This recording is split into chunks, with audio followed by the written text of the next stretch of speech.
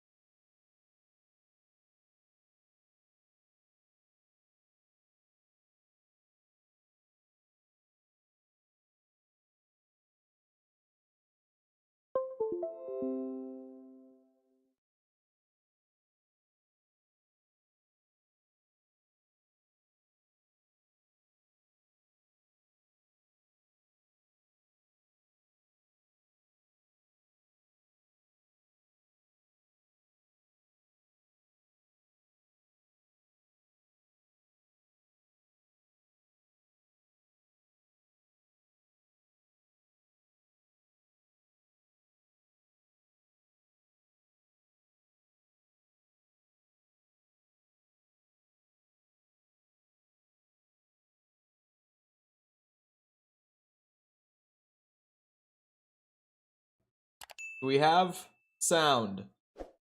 The game isn't open yet. The computer just rebooted. Do we have sound? Sound question mark. It looks like it's still not working. Which means that this is an issue that we've never had. Or is it just super delayed? Oh, it looks like it might just be really delayed. Okay, it looks like it's not working on my end, but that's the delay.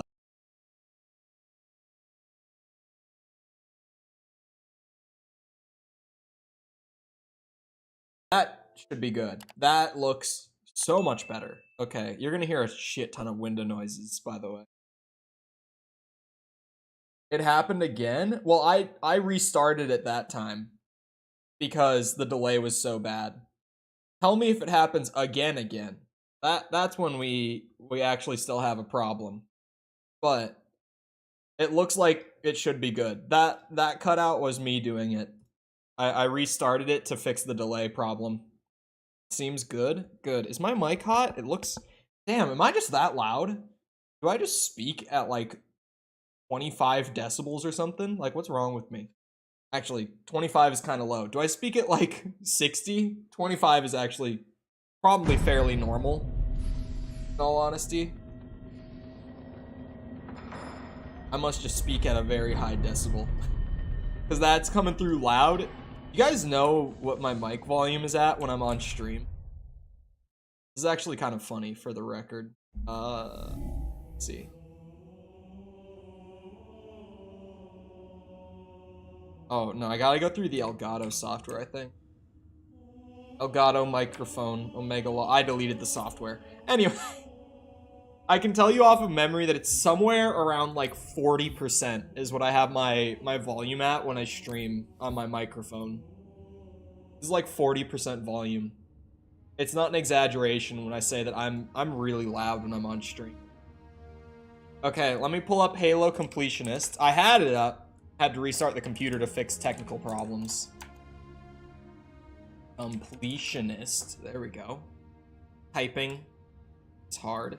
Oh, he's doing Halo Infinite guides. One day. Master Chief Collection achievements. Uh-oh. I double-clicked and I don't know what I'm opening.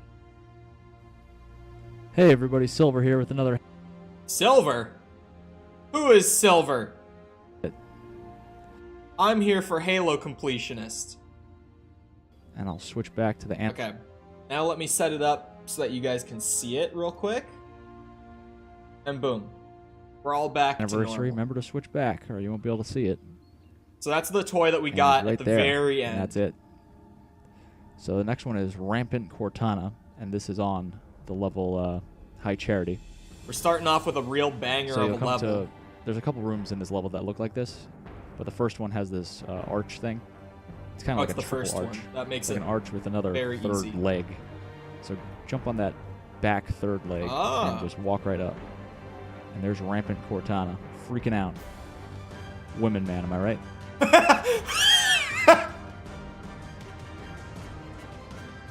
I was not ready for that.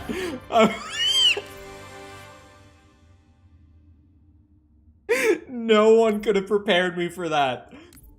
That came out of nowhere. Alright, that was fucking awesome. Okay.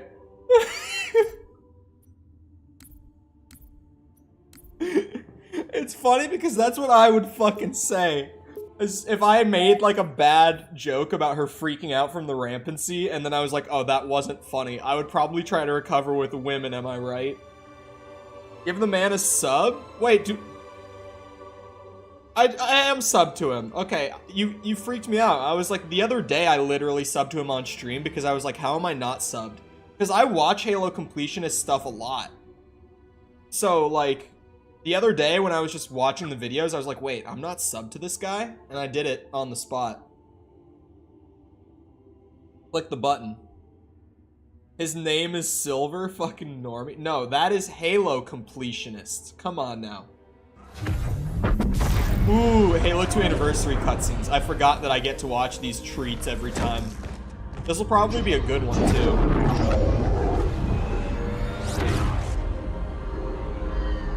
I've only ever played Halo 2 in classic graphics when I've replayed it since the PC version came out. Where's he going? To finish what we started. And this time, none of you will be left behind. The ship crash was before this cutscene. That's kind of what I wanted to see. That structure in the center of the city, it's a Forerunner ship. And Truth is heading straight for it. If he leads the Covenant fleet to Earth, they won't stand a chance. You have to stop him. That dude has the index. And Miranda and Johnson. He can activate the ring. If he does, I'll detonate in Emberclad's reactor just like we did the Autumns. The blast will destroy this city and the ring. Not a very original plan, but we know it'll work. No, I don't want to chance a remote detonation. I need to stay here. Did Jen Taylor voice act Cortana in CE? I don't think she did she? Also, that cutscene was really loud for me. Was it loud on stream? Because that shit was actually so loud for me. She did? She was... Are you sure?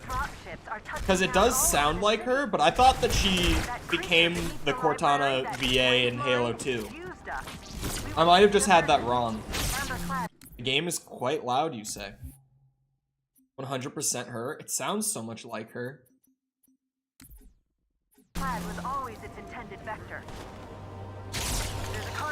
Now it sounds like it's gotten, like, significantly quieter. I wonder if it was just a bug where it was at 100% for no reason. I keep mine on 25? Bro, how quiet do you keep your shit? Still loud or good? The volume sounds good to me now. Like, so much quieter now.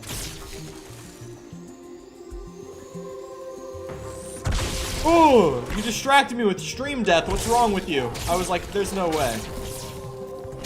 Also, chat, remember like button for algorithm. I keep my volume at about 30 usually. Not like master volume on the PC. He means like the in-game volume he keeps at 25. Volume's okay. On my computer, what do I keep my volume at on my computer? Whatever it's at right now. 25. Like my headphone volume in my computer, I leave at 25, but he's talking the actual game volume he puts to 25. I'll disable this lift once you reach the top. That'll slow them down. I hope. Very literally have ear damage that makes it so I can't have it too loud unless I want hellish pain. Oh, I have ear damage where just I don't hear good. And I get random ringing in my ears. Chalk that up to a lifetime of being a metal enjoyer. It'll happen to you. Even by the time you're 20, it's just like, yep. 20, well, like 15 years of metal will do that to you. Especially when there's like new Doom soundtracks. Just copying me. I mean, okay, so I don't even know what the my actual headphone volume is because I don't adjust it through my like windows. I should have grabbed a plasma rifle. I'm on controller, so the auto aim is just being really stubborn when they're all grouped up like that. Not the auto aim, sorry. The aim assist is making it just so slow. No, I have like a dial that's on my mic that has like preset amounts of volume, and I just use that to adjust my volume. Hello? Can I go? That door was locked. Oh, okay.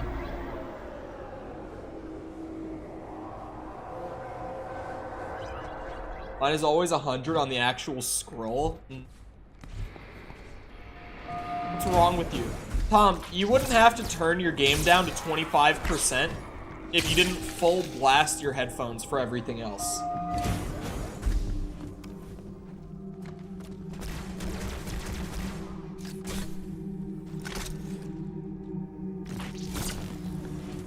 Oh god. What hello, Sticky? Some two betrayals type plot.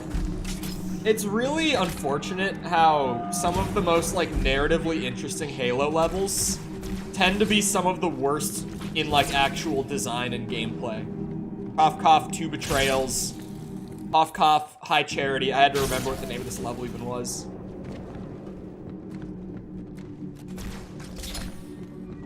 This is like the Arbiter missions are the worst in Halo 2. And I'm not gonna say that they're not, but this is by far the worst Chief mission, and even this is worse than some Arbiter missions, for sure. Give me that shotgun. Where the fuck did he go? What the hell is happening? I feel, like, unable to actually control the game properly on controller. At least in campaign. In multiplayer, it's my preferred method, but in campaign, I actually just feel like slow on a controller. I feel so much slower without my mouse and keyboard. But controller is way quieter. I have a very loud and clicky keyboard, so I try to not use it on stream. But luckily I don't stream many FPS games, though the more that I just keep streaming challenges I want to do, the more we might do FPS games. Because it's the main genre I've played for years and years.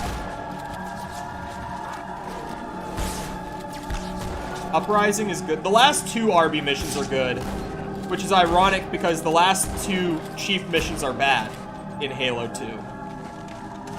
Like, the end of the campaign is where Arbiter gets better and Chief becomes the one with the bad missions. There's also a pretty consistent trend in Halo 2. Don't know if anyone else has ever noticed this. All the missions with the Flood are the worst ones. Surely I can't be the only one to make this connection. Where's my achievement, by the way? I grabbed the doll. I saw it. It's gone. I grabbed it. Give me my achievement, please. That was super delayed. Okay, I was like, do I have to run it back or what? You're definitely not the first to say that. Yeah, I know. I'm mostly joking with that one. Okay.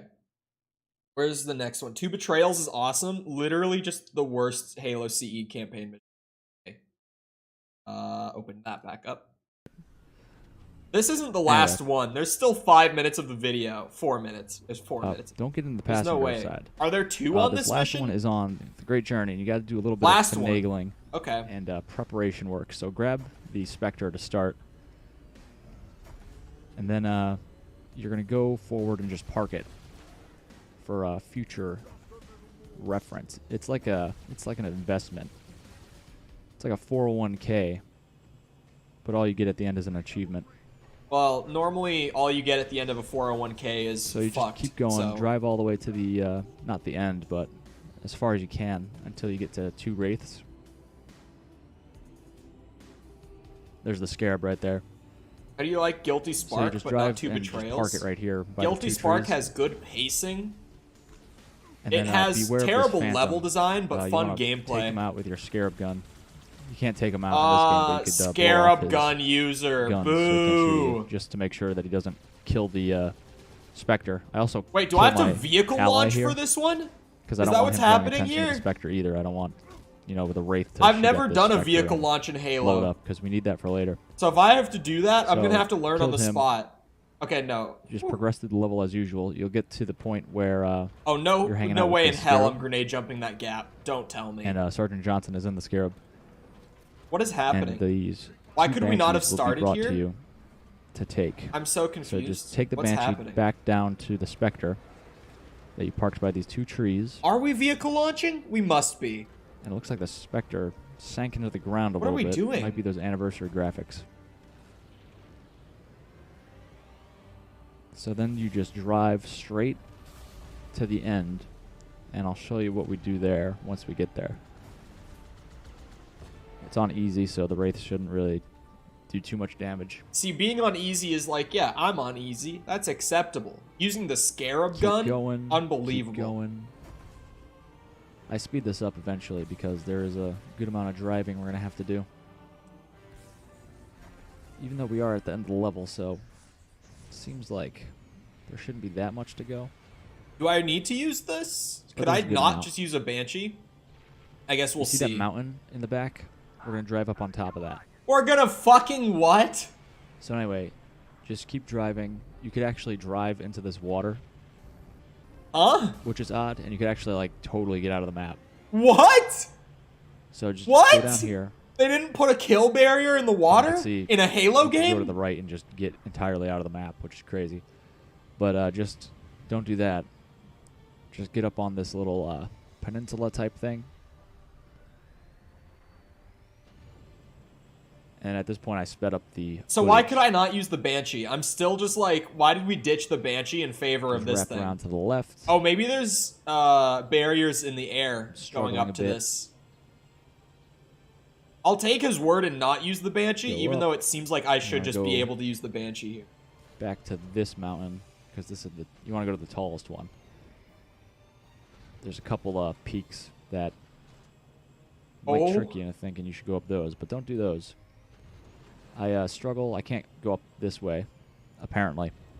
There's a few ways to get up, but Pillbox in the Banshee? Okay, so they put a barrier in the air, but not in the water. Incredible. From the rear. That's how you make an Easter egg. Giggity. Giggity! Giggity goo. Oh, fuck off. One time is funny. So, they should call this the struggle bus instead of this has been his funniest achievement guide so far. I find the way up finally. I must say. And then I switch back to Anniversary. 2014 and moment. There's the Didact, the last toy. So that's it, guys. And then I just noticed some weird glitching grid things over there. But anyway, beautiful. That's it. Thanks for watching, guys. Click like and subscribe. And thank you, Silver. Apparently that's your real name. All right. Last toy, the one with probably the most effort and setup. Ain't no way he said giggity. Bro, that caught me very off guard. So did the women joke, but that was even better, honestly. Just fly? I'm not flying. I'm doing it the fun and the interesting way. But hello, Bucket. How's it going?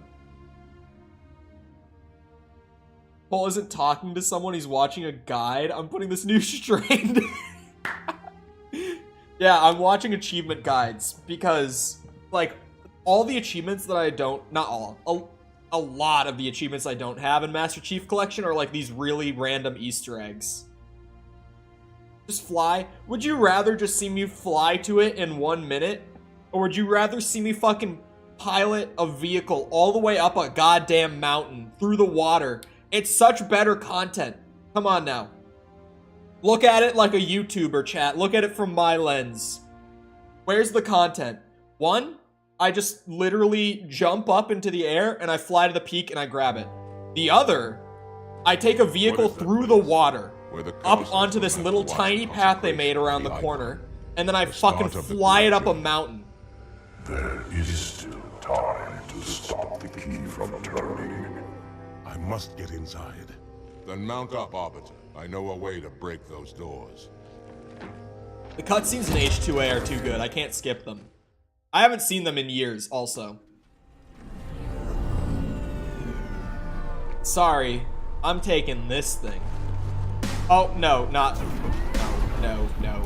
Fuck off. No, stop. Stop the vehicle. Please.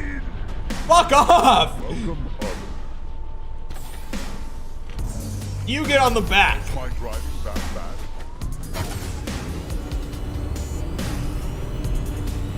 Your driving is awful. This thing is slow as fuck.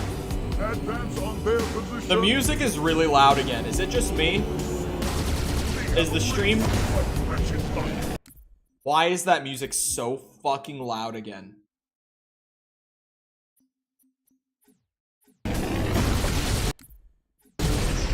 Nowhere near as loud in classic graphics. I'm going to admit my atrocity. Being a Destiny 2 addict. Truly, this is so sad. Danger is upon us.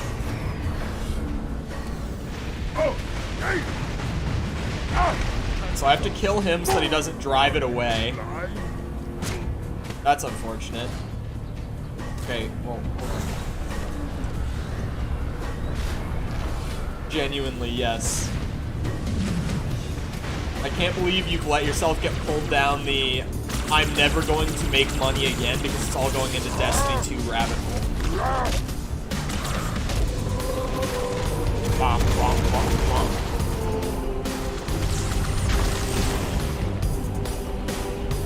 I forget you can hijack in Halo 2.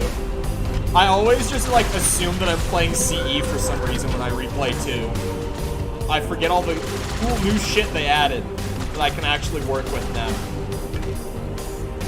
Being able to beat the fuck out of a Wraith and drop a nade down the hole. Oh shit. Where'd your brute shot go? Thank you.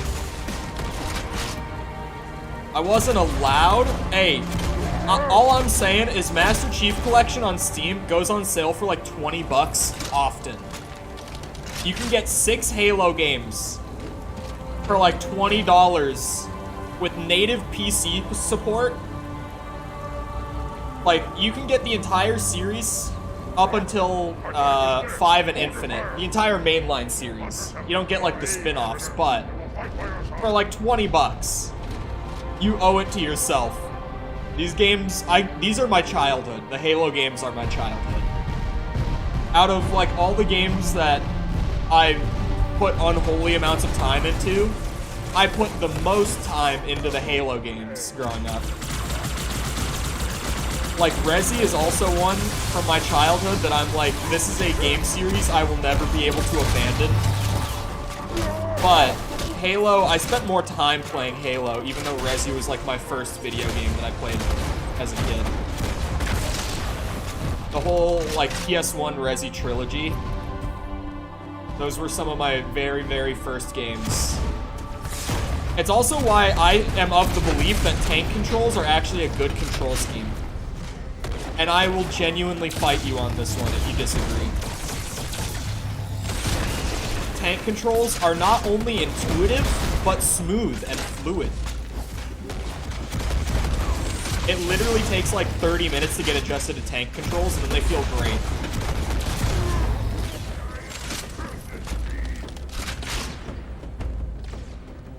You don't get 5? 5 isn't on PC? Yeah, 5 just isn't on PC, and then if you want the campaign for Infinite, they sell it for $60 fucking on its own.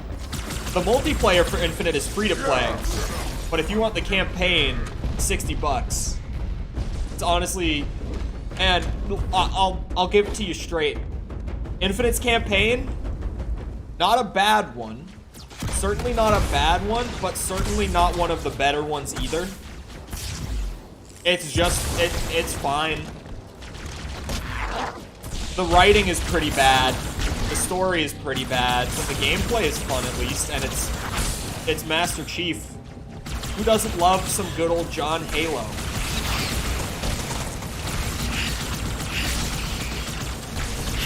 At least you actually get to play as Master Chief. Cough, cough. What the fuck? They actually shot me. Controller feels so not right for me on campaign now. Like, ever since Reach came to PC, I have not played a Halo campaign on controller since, like... Or, sorry, until, like, 3 days ago. Like, it's been years since I played campaign on controller.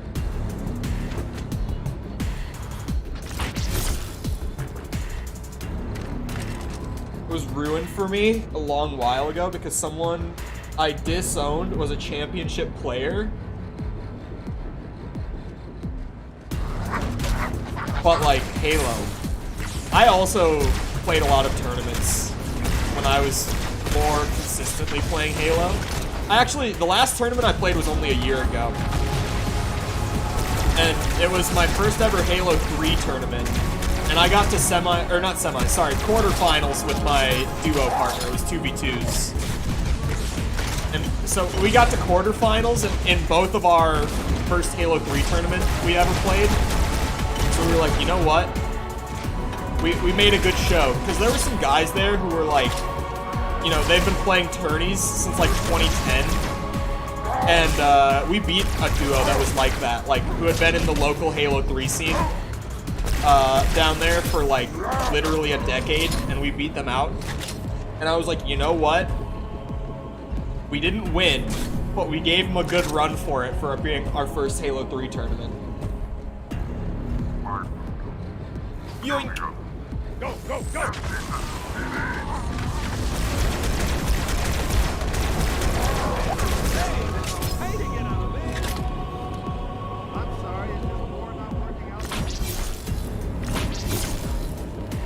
Another cutscene, please. Please, sir.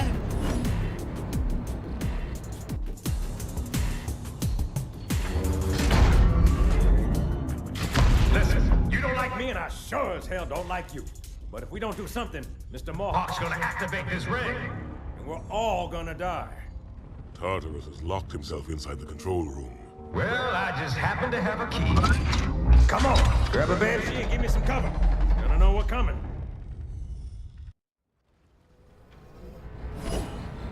Content thief, the please say.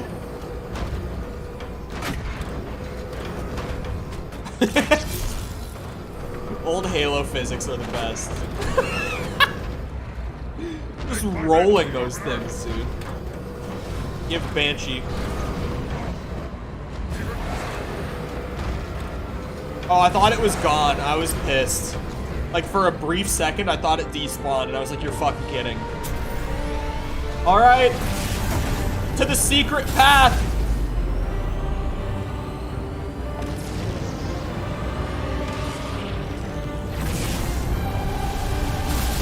Woo. Johnson has great hearing. Well, surely that thing has a microphone in it, right? Who's in there? No, those are like weapon caches for the Covenant.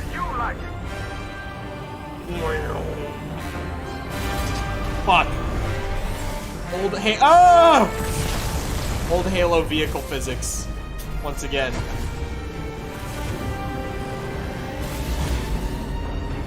I really wish they did a Halo 3 anniversary. They should have had Ensemble do a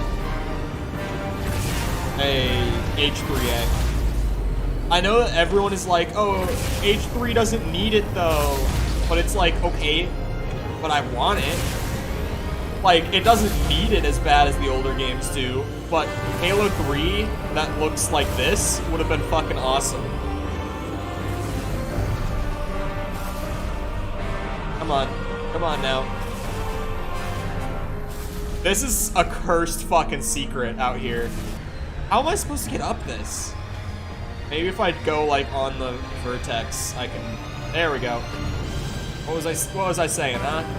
On the vertex.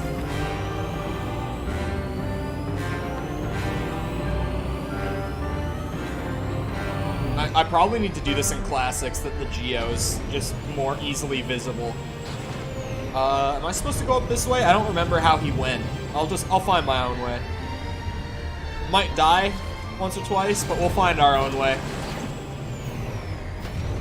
I never knew about this. I didn't really know about any of these, like, out-of-map glitches for most of these toys, though. These have actually been super hilarious for me to learn just for the sake of getting achievements with them. Ooh, this way might work. 'Cause, yeah, we get up on this. Huge, huge. We'll keep riding that face. There we go, okay.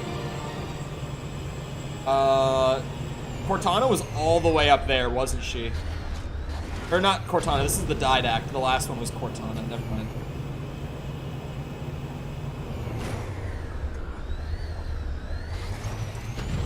This vehicle is so weirdly constructed to try to, like, ramp it up onto weird pieces of geo. The Ghost was way easier in Regret. Skyrim who? You see a mountain, you can go climb it. That's the joke you're making, right? Fucking Todd Howard, our Lord and Savior. It just works. I love a good Todd Howard joke. There are few men in the gaming industry that are as funny to me as Todd Howard. Some others would be Jeff Keighley, I find hilarious. His little misspeak at the Game Awards in 2020 when he said Among Us killed me. Like, I was on the fucking floor because I was watching the Game Awards with friends, too. So I was literally fucking losing my shit over Jeff Keighley misspeaking and saying Among Us. That is a great... Like, you would never see that piece of the background. Oh, you can see the level borders here. Like, the actual level border where the plane ends. Because they probably... I don't know, did they have... They didn't have a landscape tool back then. I've been in Halo 2's engine. I don't think they had landscape tools. They probably just used extruding. They just split this into a ton of faces and extruded, probably. Maybe they had a landscaping tool? I haven't used H2 mod tools very much. I'm not very used to its engine, but... You can see the edges of, like, the plane that the level actually exists on. And then they just build stuff out of that plane in the middle where you actually, you know, play. Oh, what the fuck? In both Anniversary and Classic, there's weird oddities out there on that mountaintop. Sorry, I get distracted. We got 2 achievements there, because we got the one for the toy, and the one for getting all the toys in H2A. So, we are officially done with the H2A toy achievements. Hiccup, sorry. Jeff Keighley is awesome, though. I love some good Jeff Keighley meat. Hiccups. Hey everybody, Silver here with another More Halo 2! Master Chief Collection achievement guide. This time we're doing Rex Sword, which is grab the energy sword on the level outskirts. So you can see right in the beginning there, I jumped up onto the light. I know that this sword exists. I've never actually gone and gotten to it, though. To this area. Just follow my path. Actually, I have. This is the same but it was way like, to just speed it would have been in level. like 2010. It's also the same way to... and I had a friend who knew how to do this, and he showed it just to me when we were that. playing don't split jump over screen. Because you'll fall down there. So I have done this, Drop but like down I don't here, remember it get at up all. on this I did do it once type upon thing. a time. Jump up there. If you're having trouble with these jumps, you could always put on the Sputnik skull and grenade jump. I probably will leave Sputnik on. I already have it on. Keep going straight This pretty is much. why I fucking love Jump old up here, Halo games, man. Just and that then you right can in even this do this kinda shit hole is awesome. in the structure. And then they put Easter right eggs here. up there. And it spills out wrecks in like rocks, and then if you switch to anniversary graphics, it spills it in shotgun shells. And just pick it up, and the achievement will pop, and that's it. I love old school Halo Easter eggs, man. They're actually just the best. Okay, back to Halo 2. This is actually one of my favorite Halo 2 missions. I'm probably one of the many people to say that this is one of their favorite Halo 2 missions, but it is. Genuinely, the highlights of Halo 2's campaign for me are Cairo Station. I love that mission for some reason. Outskirts. Also love this mission. And Regret. Those are probably like my top 3 Halo 2 levels. Regret also has my favorite cutscene in the game. The intro cutscene to Regret is definitely my favorite Halo 2 intro cutscene. But this mission is actually my second favorite cutscene. The intro to this mission as well. And you know that I'm watching it in H2A. Because I haven't seen it in the anniversary for years. So I gotta just appreciate the beautiful work that I believe... Was it Void Interactive that did the cutscenes for this game? For H2A? Someone will correct me if I'm wrong. I think Ensemble made the actual game, but Void Interactive did all the cutscenes, right? You only love Cairo for similarities to Pillar of Autumn? I think Cairo is better than Pillar of Autumn. I definitely have more fun playing Cairo. But I love both of them. Like, Pillar of Autumn is also one of my favorite CE missions, so... But I definitely prefer Cairo. I just, in general, prefer Halo 2, campaign-wise. I'm stuck on, like, full loading. Here we go. But it was Void. The message just repeats. Regret. Regret. Regret. Catchy. Any idea what it means? Dear humanity, we regret being alien bastards. We regret coming to Earth. And we most definitely regret the Corps just blew up our raggedy-ass fleet. Hoorah! Regret is a name, Sergeant. The name of one of the Covenant's religious leaders. A prophet. He's on that carrier, and he's calling for help. Beautiful. I love this fucking cutscene. They did such a good job in Anniversary. Recommend mission abort. Roger, Recon. It's your call, Sarge. We're going in. Get tactical, Marines! Master Chief, get aboard that carrier. Secure the Prophet of Regret. This is the only place on Earth the Covenant decided to land. That Prophet is going to tell us why. Whoa.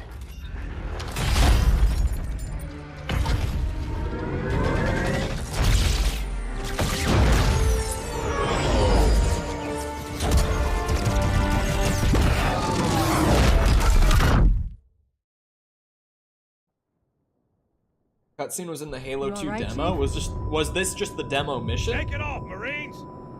Clear the crash. Because it's the same cutscene from Classic. They just did a really, really good job remaking it for Anniversary. This is where I get up, right? I crouch jump on that. Probably easier to do all this in Classic. Because geometry and shit. Yup, this is where we get up and out. What? What? He didn't have a barrier here. The fuck? There's an invisible wall right there. Well. Oh shit, I forget how H2 nades work.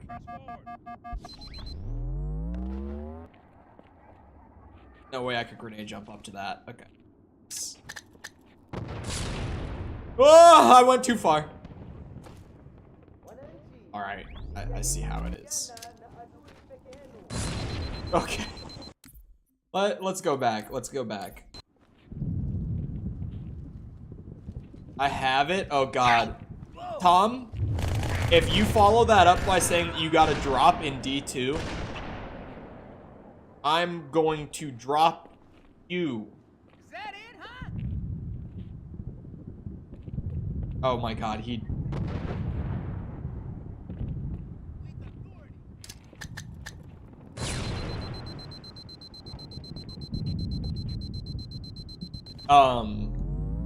Why would you even want the CE Magnum over like, I know that the H2 BR is in there. I would want that way more than the CE Magnum. And I'm the guy that like most of my competitive playtime is in CE. No, that's not true. I think I have a little more playtime in 5 tournament-wise than I do in CE, but yeah, 5 was where I started playing tournaments, and it's also where I played the most. CE Magnum is, like, legendary, but I would want the H2... Oh, you already have the battle rifle. Okay. This is the spot. Dude, you can barely even see that it spells out Rex in Classic. Way more clear in Anniversary. Achievement get. That one was 10 gamer score. All of these, like, little, like Easter egg type achievements are mostly like 5 gamer score on the Xbox account, which like, hey, another benefit to this is that my Xbox Live account is getting more gamer score like 3 years after I stopped using it. 5 is the best competitive Halo. I know that Mikkel has not played Halo, but he also made what I would mostly agree with.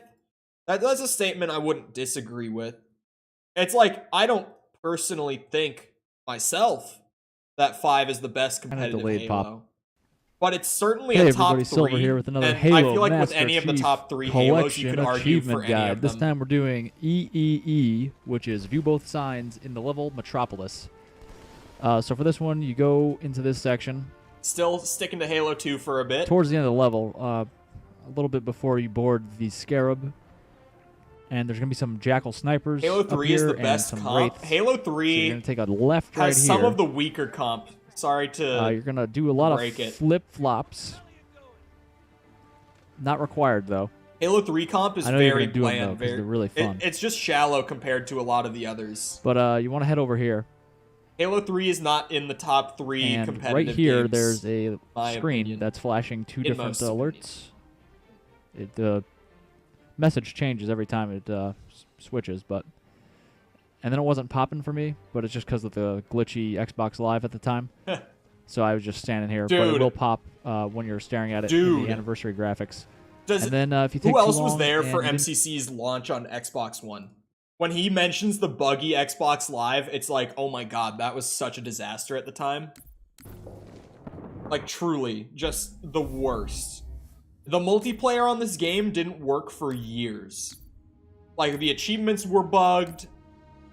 Just this whole game was fucked up as far as Xbox Live goes. You're wrong, but sure. I would say 5 for me. I would put 5 as the 3rd most competitive Halo game. If I were doing my top 3, I'd put 5 as the 3rd most. It's definitely more competitive focused than any other Halo. Like, that's the intention design-wise. But the movement also makes it a lot easier for a lower-skilled player to compete. There's less... The skill floor is lower, and the skill ceiling is higher. So there's kind of like a weird discrepancy there. I would say Halo 2 is the 2nd most competitive in multiplayer. H2 Classic, not Anniversary. Multiplayer is still shit on MCC? No, it's been good for years now. It's great now. H2 I would put right behind it. Also, like, low skill floor, high skill ceiling. CE, though, is easily #1 competitive Halo. Like, highest skill floor, highest skill ceiling out of any of the games. Rockets didn't do a thing.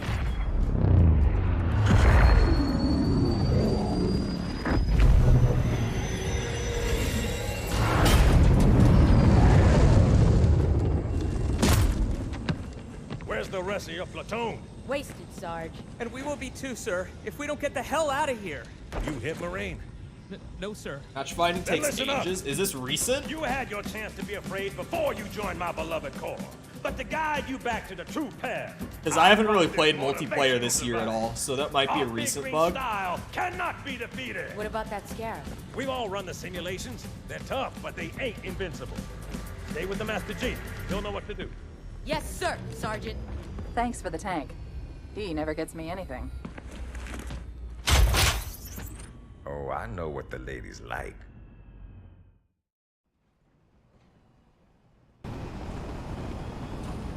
Hey. Ooh, stutter. Get on. Come on. Roll on it.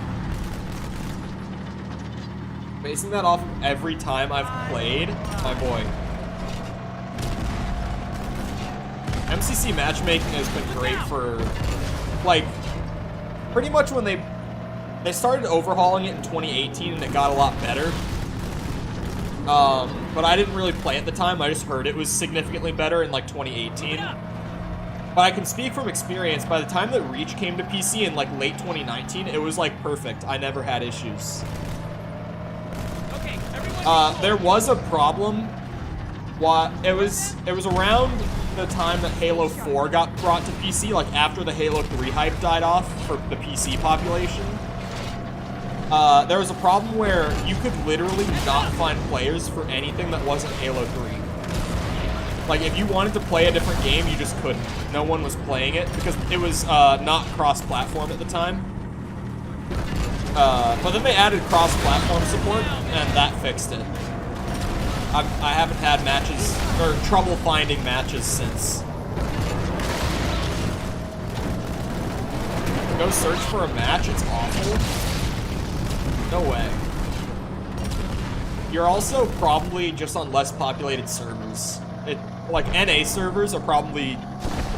Halo is very much an NA-based game, like player-base wise. So servers are probably playing a big role in that for you. MCC matchmaking is dead? No way. It wasn't dead, like, when Infinite came out. I was playing MCC when Infinite was, like, when everyone was still loving Halo Infinite before everyone got super, like, mad about it. I was still able to find matches on MCC. This is serious, man. Fuck your turrets. Also, I know you didn't say cringe to the I know what the ladies like. I know you didn't say that.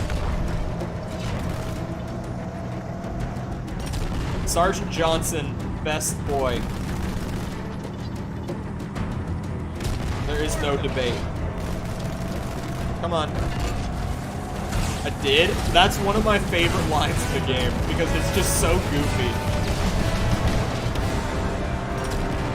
You should see the cursed, I might restart the mission right after I grab the achievement. I'll watch it in classic graphics so you can see his original model from 2004 say it. It's so fucking cursed. The original model for Halo 2 Sergeant Johnson is beyond cursed. He looks so terrifying. As a former lady, rightfully cringe. No, so funny. I feel like without the context of his character, though, I could see where maybe you're coming from, but in context, he's just like the over-the-top, like, comedic relief drill sergeant, pretty much.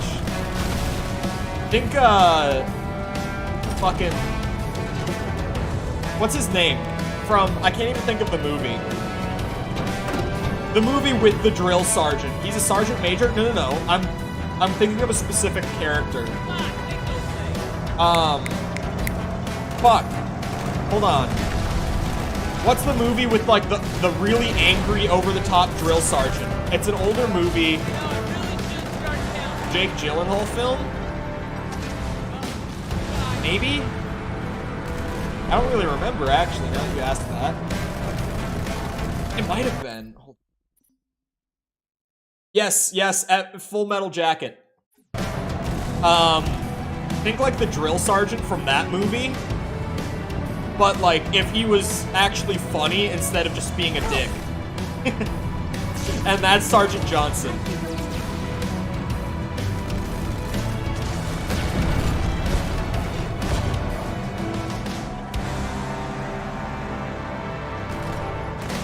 Haven't seen it? Oh, you should see Full Metal Jacket. I need to actually go rewatch that now that I'm thinking about it. It's been a long time since I've seen it.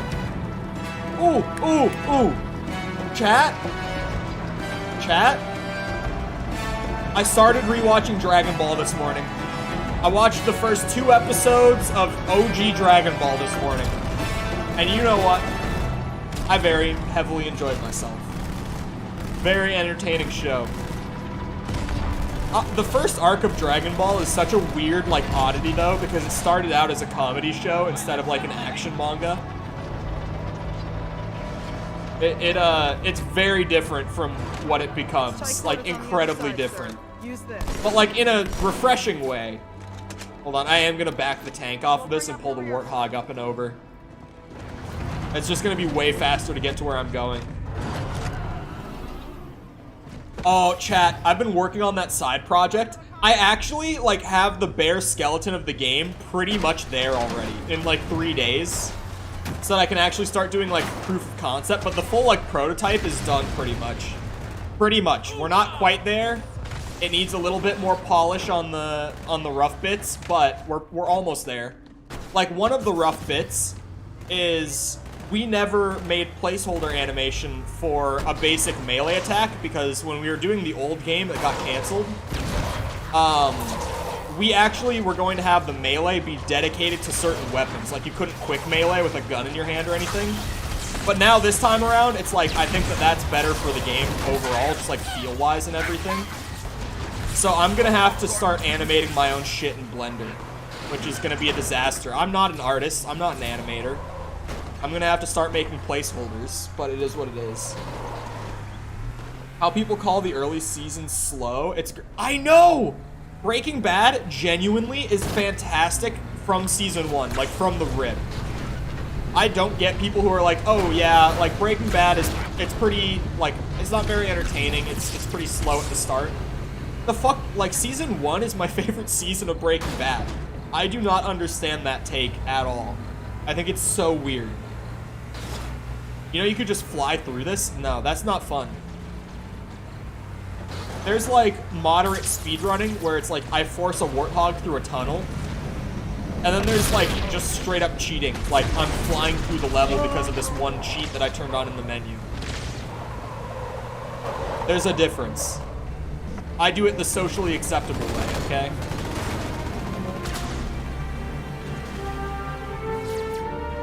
I genuinely feel like Breaking Bad has the best, like, introductory episode out of any show I've ever watched. I do not get the people who are like, oh, it's so slow from the start. Like, its introduction episode is so good. God damn this warthog, man.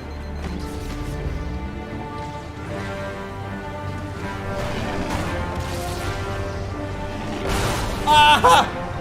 Why else would they put it in the game? They put it in the game as a fun cheat. They literally have a fucking skull that turns your gun into a laser cannon. Any gun. It's cheating. They know it's cheating, but that's kind of the fun appeal for putting it in. I just don't like using shit like that.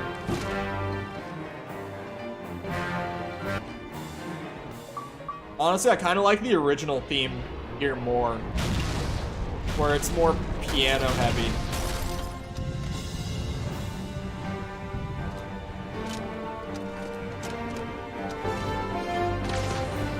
They went too heavy with all the other instruments. Okay, let me restart the mission so we can see old-fashioned cursed Sergeant Johnson. In general, the facial modeling and animating in the original Halo 2 is kind of cursed. 50 cal, rockets, didn't do it. There are very few models in this game, in the original version, that don't have, like, really fucked up faces. There he is, Cursed Johnson. Where's the rest of your platoon? Wasted, Sarge. And we will be too, sir, if we don't get the hell out of here. You hit Marine. In the missions where it's like pitch black in the environments, but the cut, like the end of that one mission where Johnson and Arbiter fight, and it's like pitch black. You just can't even like see his face moving. I don't know if they actually animated his face in that cutscene. They're tough, but they ain't invincible. Stay with the Master Chief. He'll know what to do. Yes, sir. Here comes the line. Thanks for the tank. B never gets me anything. Oh, I know what the ladies like. I love the classic Halo 2 Johnson so much. This was the game where they actually made him a character. He's in the original so much, but they just didn't even name him. He's just kind of a recurring, like, funny pop-up character in the original. Halo 2 was when they were like, hey, wait, we should everybody, make him a Silver here with character. another People Halo like Master him. Chief Collection Achievement Guide. This time we're doing Silent but Deadly, which is kill 7 opponents from behind in a row without being spotted. So for this one, I'm on easy on the level Gravemind. And when you go down the second gravity lift, you come down to the prison section where you got to free your Marine buddies. So you don't shoot when you get down here. Assassinate this brute. He's just standing there. And then we're just going to go across this bridge, and we're going to go in an arc and kill all the grunts that are just sleeping at this point. So that's 2, 3, and they always spawn in different places every time. So if you're having trouble, just restart it. 4, and there's a few different places, 5, to get this achievement throughout the campaign. But this is a very easy and straightforward way to do it. 6. I was gonna ask Tom to check. 7. But it's just easier if I check. Honestly, let me search my Steam real quick. Put in the pin code so I can see my achievements. I hate having family sharing set up on my Steam account. What was this called? Silent but Deadly? I do have it! Let's go! I already have that achievement. We can ignore it. Hey everybody, Silver here with another Halo Master Chief Collection Achievement Guide. This time MCC. we're doing Cowardly Grunt, which is listen to the Cowardly Grunt's woes. This is in Halo 2 in the level Uprising. So it's right in the beginning here. You can do it on easy. You don't have to grenade jump up there. I just wanted to save a little bit of time. I also have the Scarab Skull on and Sputnik, so I could do those crazy grenade jumps. So this is pretty easy. It's right in the beginning of the level. Lucky bastard. You'll come into this area That's where you not see those luck, two grunts that's up there. skill. You could do a failed grenade jump there. I must have done that achievement when I was like 13, bro. Grenade jumps in that transition right there. You don't have to grenade jump. You could go up and around this area, especially on easy. I was just trying to save a little bit of time. So there's a bunch of people that's going to come out of this door, so that's why I'm shooting it so much, but apparently I didn't get any of them. Where are we going? And then right through this door is the area like, why did he show me this whole run up? You don't want to accidentally kill the grunt. So just go at him with a sword. And you got to kill all the brutes in this room first. And then walk over into this corner. You kind of jumped over to begin with. Please, no hurt. Me like elites. Brutes stinky bad. Me stay here, make sure no brutes come behind Mighty Arbiter. I definitely don't have this, but I'm gonna double check. This is Cowardly Grunt, it was called. I don't have this. I was like, there's a small chance because it's not like off the beaten path or anything, but I didn't think I had it. Worth double checking.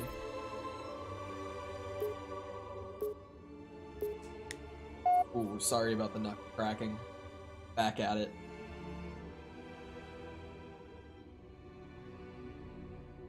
Is that Flip Yap? Would that be... Okay, it wouldn't be, but I'm gonna headcanon this into existence, okay? The grunt from the end of CE. The thirsty grunt, I think it is. The Easter egg in the maw. That grunt is the same as this one. I just headcanoned that into existence. They're the same grunt. I bet you're real excited to go for par score. I have par score and time on a lot of the levels on MCC, I think. It's Yap Yap? Is that a named grunt? There's no way. The grunt from the end of CE is named Yap Yap?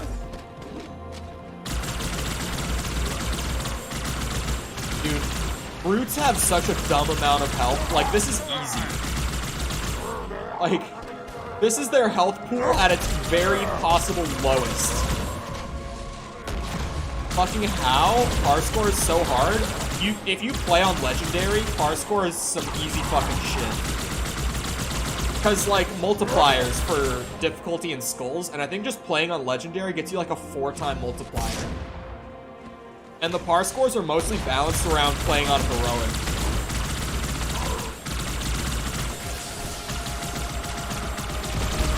I have a lot of par scores and par times. I'm not gonna have many for like reach.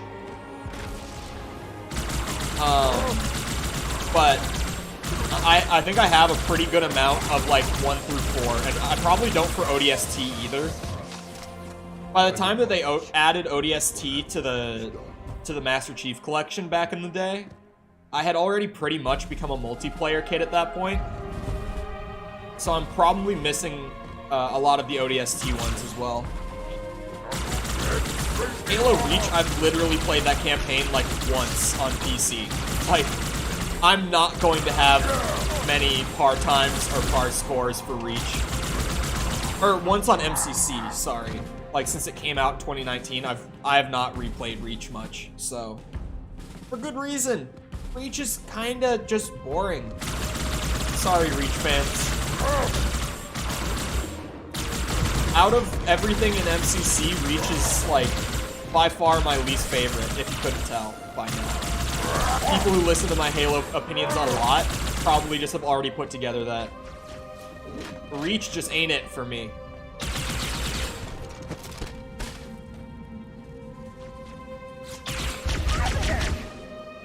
Hello.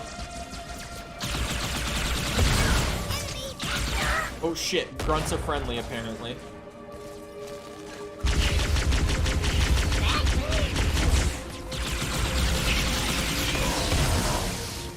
Hello. God, this thing overheats so fucking fast. This isn't even fun. Why are brutes designed like this, dude? Like, oh my fucking god. Oh, thank you. Crouch jump over that.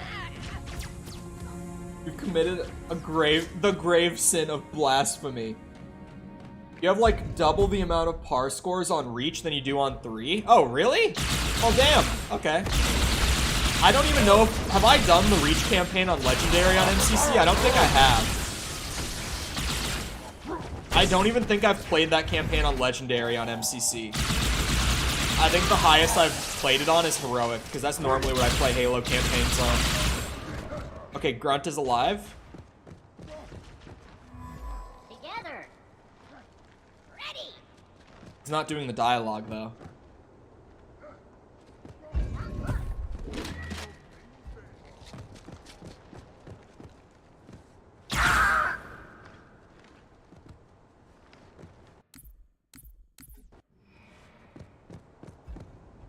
You have on normal or higher? Oh shit. Did I only play it on normal? Well, fuck me then. It's worth a shot.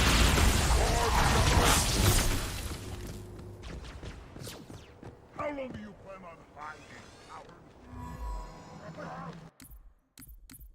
Am I just like fucked for this or what?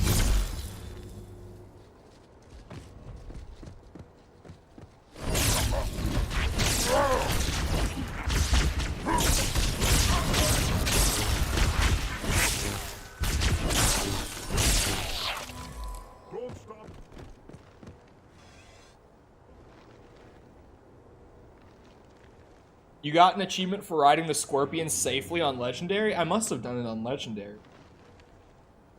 I can check after this. I can just go in the menu and see.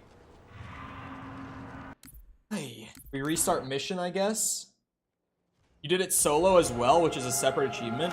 Well, yeah, you think I'm getting some other fucking dumbass to run Halo Reach Legendary in, like, 2020? Hell no. Like, yeah, you want to play all of Halo Reach Legendary with me? No one's taking me up on that offer. Come on now.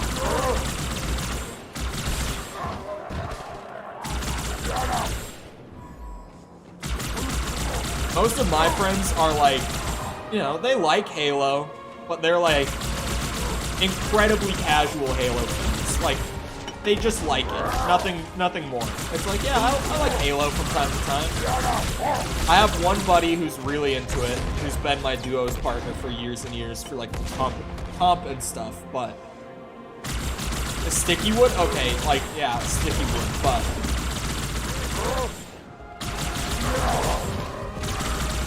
I mean, all the Zoomers probably would. Reach is a Zoomer Halo game, for sure.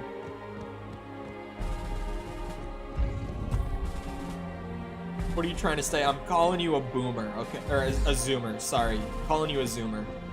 That's what I'm trying to say. Fuck off! How is that not his ass? Like, it just didn't even come into contact with him. From what I understand, brutes have mostly just suffered from the very well-documented, like, crunch that happened at the end of Halo 2's development. That seems to be why they're so unfun. You think Zoomers have heard of Halo? Okay, well, the Zoomers that do play Halo, Reach is like their game for some reason.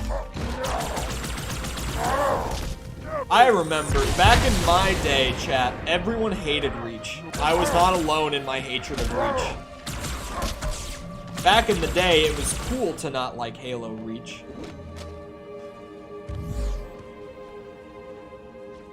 Back in my day.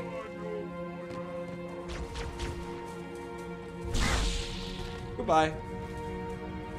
Oh, I can't jump up there. I was like seeing if I could get stuck on the little thing.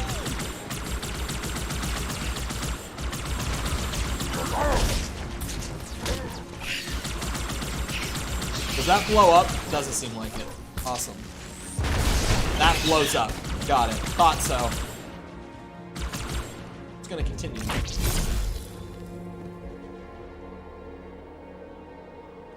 Doesn't have to be like the other Halos. It wasn't even because it was like not the same. It's just because it feels like ass to play. And the maps are bad. And the sandbox is... No hurt. Oh, here we go. Like elites. Brutes stinky bad. Me stay here, make sure no brutes come behind Mighty Arbiter.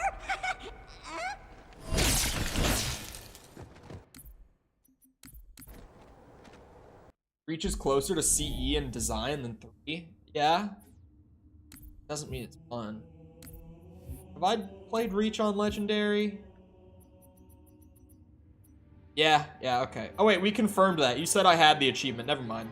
Yeah, I've played Reach on Legendary. On MCC. Why you kill him? I had no use for him anymore. Simply. Insert Sigma male meme here. And that's it. Hey everybody, Silver here with another Halo Master Chief Collection Achievement Guide. This time we're doing 2 at once. We're doing Why So Serious, which is view the smiling face in the classic map Coagulation, and also Sid Graffiti, which is spot Sid Graffiti on the walls of Coagulation. So for this one, you want to go to these 3 rocks right outside of Red Base, where the shotgun is, and you can see the lips right there of the smiling face. I can't really make out the... I can't see shit. I can kind of make out the eyes, and the nose a little bit. The lips are very clear. Oh, wait, I see it. I see it. Not so much, but it's right there. Just stare at that rock. Okay, yeah, I see it. The next one is right behind you. Just walk towards the cave. There's the teleporter exit right there. Acting as a beacon for you in your quest Another for multiplayer this map achievement. Easter egg go past it. achievement. 2 of them here, I guess. Go up to this opening to drop down to the water, but don't drop down. Just look to the left. We don't deserve right Halo there, completionist. Not Sid. Oh my god. And then to the right you can see was here. But just stare at that for a few seconds and it'll pop. It will pop. I swear to God. I promise. There it is. Alright. It's on another level. Dude, okay, as someone who used to make guides for the zombies community as well, let me be straight up, dude. Wait, not custom game browser, my bad. Straight up, I would have made 2 separate videos for that. Double the views for people achievement hunting. Like, people who are watching these videos are so rarely just looking to get 1 achievement. They're there because they're in it for the long haul, right? They're in it all the way. Just double the views. Like, double the views equals double the revenue. If it were me, Full straight up, I would have made 2 separate videos. The dude is a legend for not doing that to us. And you know what's funny? I wouldn't have sat here and been like, why didn't he make them 1 video? I would have been perfectly fine. I wouldn't have complained. I would have been like, oh, okay, 2 separate achievements, 2 separate videos. I probably wouldn't have split up stuff like Toy Box and all that, because, like, if there's one big overarching achievement, I probably would have made 1 video. Smiling face? Damn, I've never known about this. Anyone know about the smiling face here? I've never known this was a thing. Where's my achievement? There's no way I have this. I've never seen this before. It might have popped, like, by accident. What rank? CSGO? Who plays CSGO? We living in 2016 again? I'm unranked. I haven't played CS in years.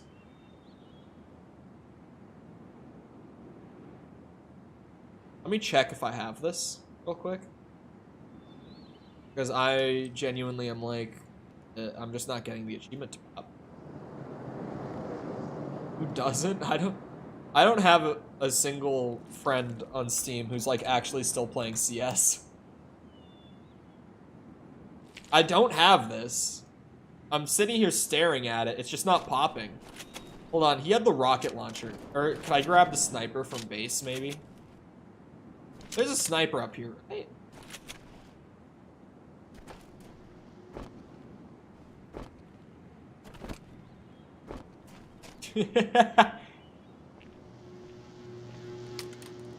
Let's try aiming in on it with the sniper, maybe.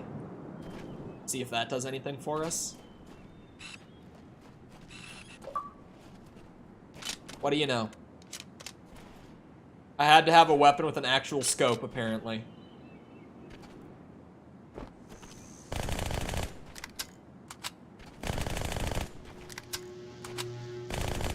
Love me some good old-fashioned Halo. This is the spot, right? Yes. Not Sid was here. Try the sniper method. He said you have to stare at this one for a few seconds, and that also is what happened in his video. I'll just chill. Yep, there we go. Look at that. 2 more easy achievements.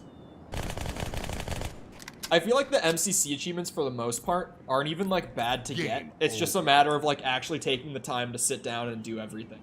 You know what I mean? Alright, what's next on the achievement agenda? Hey everybody, Silver here with another Halo Master Chief Collection Achievement Guide. This time we're doing Why Am I Here, which is view this hidden message on the classic Beaver Creek map. So what you want to do first is go grab the rockets up here on the arc in the middle of the map. You're gonna complete this game before me? Oh, and this is a custom game. Because I have a lot of the longer achievements already done, is that what you mean? And then jump down, try to get on the roof, fail. Or just because I'm godly at Halo. I just tried to. Could be either one, then you want truly. to go up the side here. Battle Creek, not Beaver Creek. It's going to be behind some rocks that are actually... It is what it is. You could interact with. They actually move. Wait, these which move? is pretty cool. Halo 2 had a lot of interactive features. What? That was kind of lost in the future games, which is odd. I mean, obviously they don't move in CE. Blow these rocks off. Okay. Right there, you saw me do it. Don't kill yourself with the rockets. But you can see it right there. It's really faint. It says, "Why am I here?" And it's behind those rocks, so you got to move those first. And someone didn't like the interactable Thanks for watching, guys. rocks. Click like and subscribe, and I'll see you.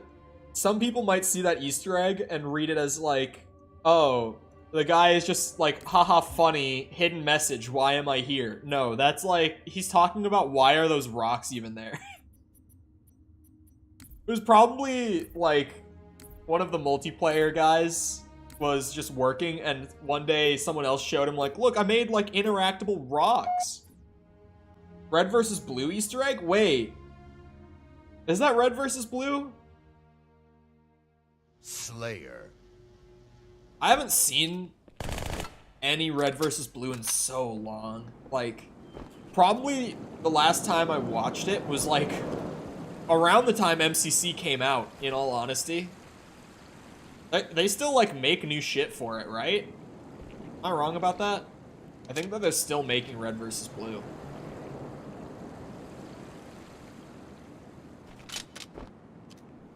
Why are we here? Oh, well, yeah, okay. I thought it was like a direct line. I didn't even put that together. Well, now I can't even see it because of my rocket placement. There, though. These Easter egg achievements are really nice. The fact that I can just hop on, do one thing, achievement pop, this is great. Any more? Oh, that's a multiplayer map. Hey everybody, Silver here with another Halo Master Chief Collection achievement guide. Looks this like time another we're doing one. Siege of Ivory Tower, which is listen to a hidden music cue in Halo 2. And you guessed it, it's on the level Ivory Tower, so just start up a custom game on that map. And we're going to go over to the lift. Zoomers will call this map Reflection. And we're just going to stand up against a wall for about 2.5 to 3 minutes. Oh my god. And all you got to do is stand there. You don't need to pick up this weapon, I just did it because I'm an idiot. So you just stand here at this garage door looking thing, right behind the lift. And you can see I just phased in because I wanted to cut out 3 minutes. You don't got to watch me stand there the whole time. But you just stand here, and then very faintly we'll play the song Siege of Madrigal, which is a song from Halo 1. Oh, okay. So it's like, very faint. It's more prominent in Halo 3, and I'll have a guide out for that one as well very soon. But that's it. Click like and subscribe. Click like and subscribe. Reflection is the Halo Reach remake? Over. I know. That's why, that was the joke. Zoomers will call it Reflection. It's the same map, Tom.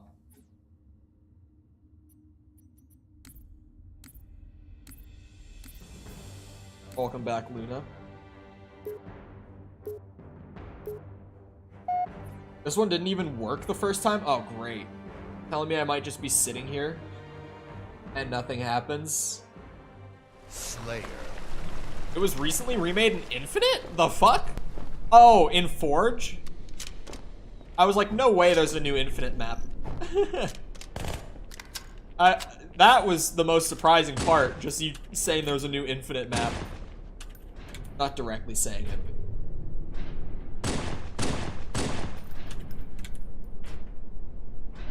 Yeah, Forge. Okay. This has to be the single worst weapon in the entire Halo franchise. This one right here. Gotta be just the single most useless weapon in the entire franchise. Easily. It's like what? It's like a 9 or 10 shot perfect kill, I think. I think it might be more than that even. I think it's 12. I think it genuinely is a 12 shot perfect kill with 12 in the mag. Yeah, there's 12 in the mag. It's 17! Oh my god, it's even worse than I thought. I'm back in college. Oof, corn. In college wasn't terrible for me. I kind of just breezed through it and was out. I just like SWAT and Reach. Look, SWAT, it's a Halo classic and all, right? But like, it's not for me.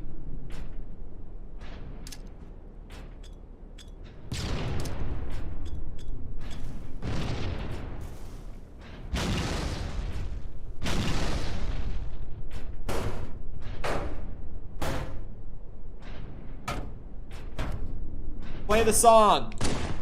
Give me my achievement.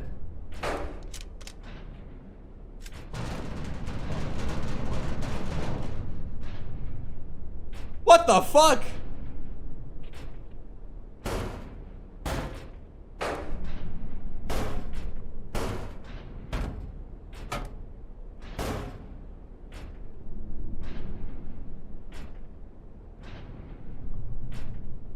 Hello, Finn. Someone gonna knock back at me again?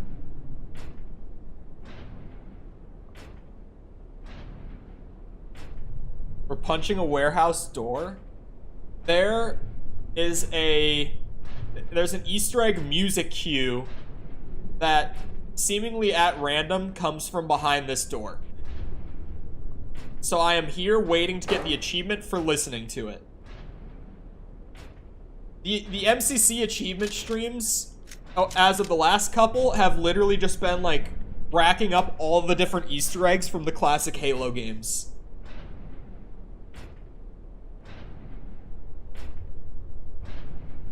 We'll see. Is it on a timer or is it random chance? That's the question.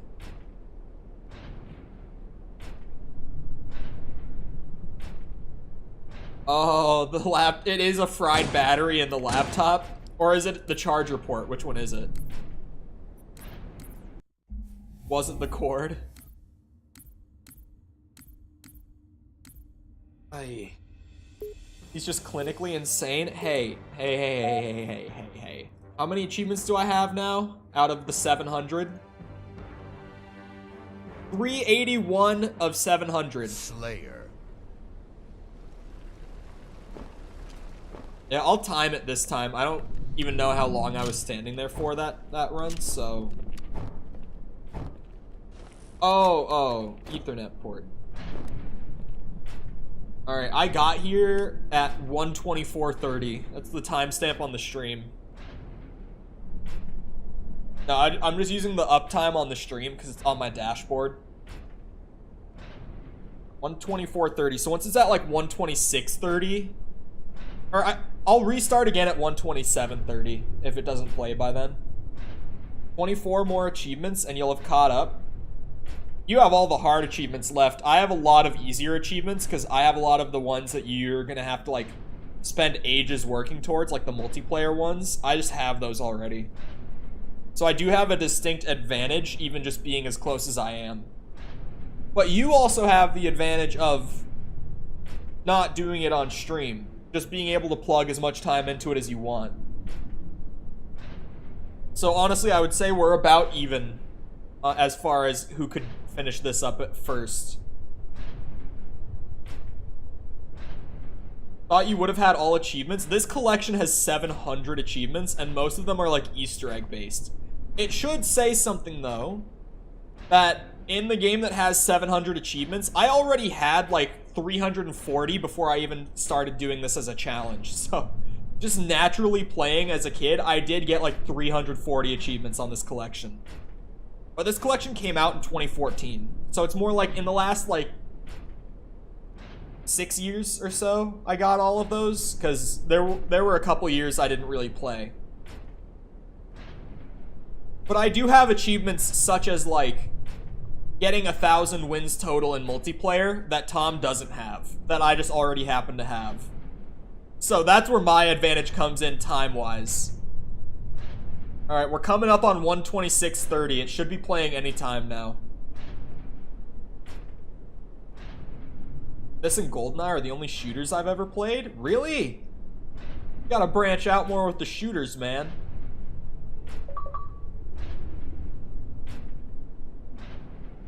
Did anyone hear it? I didn't hear it. Did anyone hear a song play?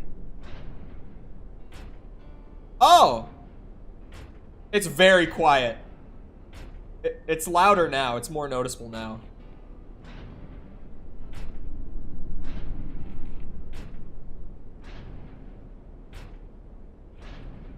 That's it. It was quiet, but I heard it. It might have been hard to hear on stream, considering how quiet it was for me. Game over. I don't really enjoy shooters. There are some shooters, though, that, like, I'm of the opinion that as a gamer, everyone should have played. Like, the original Doom is one that, like, everyone should play, in my humble opinion. I feel the same way about the original Quake, especially now with the port that Night Dive did for it. They updated the PC version and all the console. They pushed it out to all the console guide. This time we're doing Man on the Moon, which is a Halo 3 Easter egg. So for this, you want to start up a custom game on the level Standoff, the multiplayer map, and you want to edit the options. You want to edit the weapons and vehicles, and then go to weapons on map and make it snipers, or sniper rifles, and then start up the game.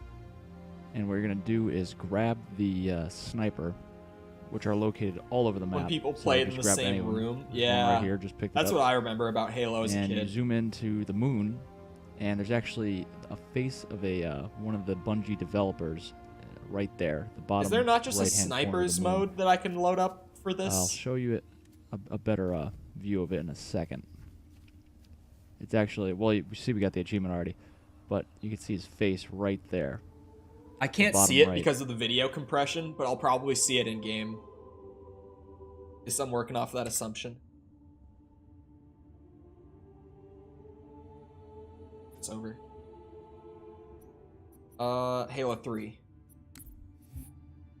These ones are really interesting. Just like the load up a map in a custom game and find this one Easter egg that they tucked off somewhere random. It says a lot that my, they don't have a sniper, do they? It says a lot that when I open Halo 3 custom games, it's already just set to, like, hardcore 2v2 rule set. I didn't actually know that this game remembered, like, oh, hold on. That was exactly what your last played custom game settings were. I didn't know that this game did that. But playing Halo, like, either just, like, 1v1ing people on the couch, or, you know, just loading up some split-screen campaign. Oh, you know what was the big one, actually? Was doing Forge. Just loading up, like, Forge World on Reach, or, like, Forge Island on Halo 4, or Valhalla in Halo 3 on the 360, and just fucking around in that with a friend for hours. Ah, my golden assault rifle. Witness its beauty, chat. To the moon. I don't have Halo 3 golden sniper yet. You have the AR. I think I have, like, the pistol and the shotgun in Halo 3 as well. Oh, I see the face! That's so visible in-game. It just was not visible at all through the video, but it might be similar on stream, too, because of just, like, YouTube video compression, but I can see it clear as day now.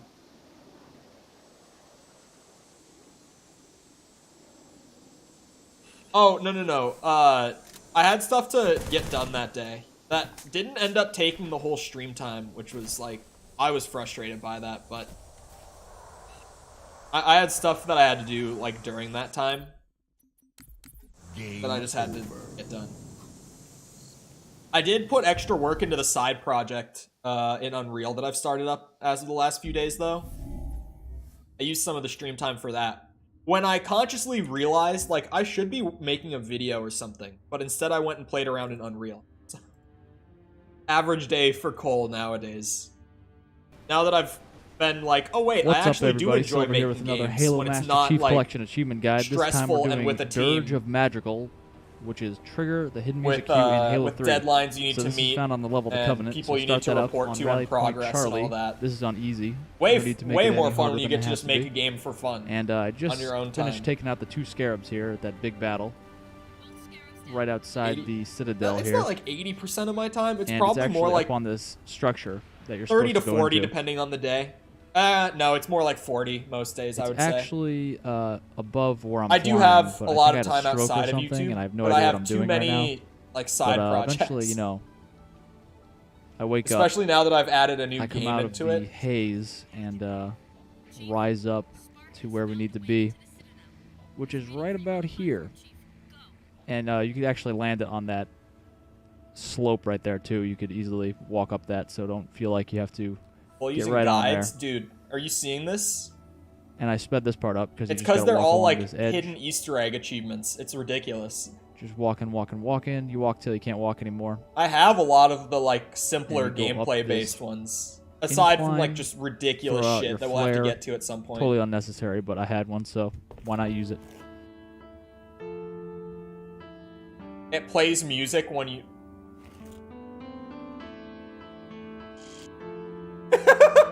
Wait, I thought it was just the music. That's fucking hilarious. Why did they pack these games with Easter eggs, man? I love goofy shit like this. I gotta do this. And that, of course, was the song. Speaking of my side project, does anyone want me to package up the prototype and send it to them? Like, just for goofy fun sake? Is there anyone with a PC that could run an unoptimized piece of shit game, at least well enough just to see it? who'd want to play a prototype just for the hell of it, just to see what it's like. That's the Covenant, right? I didn't listen. I think that's this mission. I'm far less familiar with Halo 3's. Let me play. Bored devs, yeah. Not even bored. Like, the fact that there's so many Easter eggs in stuff like Halo 3 and Halo CE, it just shows, like, these guys were just having a good time working on the game, and when they had extra time, they were just like, put in an Easter egg where sad music plays and a bunch of hornets fly around in formation. See if I can break my laptop right after it comes out of repair. I'll critique the shit out of it. It's a prototype, so I won't care. I'll be like, alright, fuck you too. We hit these 3 generators. When I get the prototype done, I'll just package it, send it out somehow. Probably through Google Drive. I don't think I could send it out through Discord. It's probably too big. I'm using placeholder assets. So, like, the assets are not optimized at all, or compressed, or anything.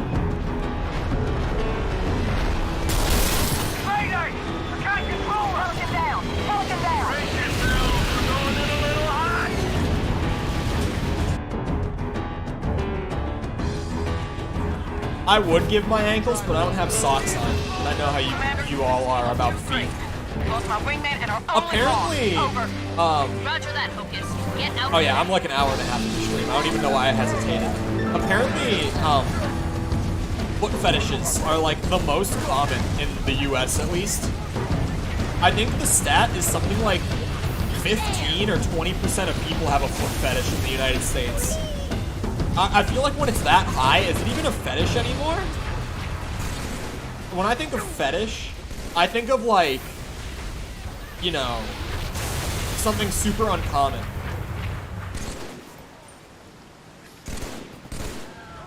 Like a rare or unusual sexual interest. If something like 20% of people are into feet, is that even like fetishy anymore? Or is that just like, yeah, it's just a pretty sizable amount of people that like feet? I have so many questions. Is anyone here willing to help me in my scientific research of foot fetishes? Because I've wondered for so long. I'm like, is it because they actually like look at a foot and they find it attractive, or is it just like because it's like some sort of taboo that makes it interesting, or like? Beachhead secure, Commander. I have so many questions. Hostile anti-air has been neutralized. Hold position. I'm on my way.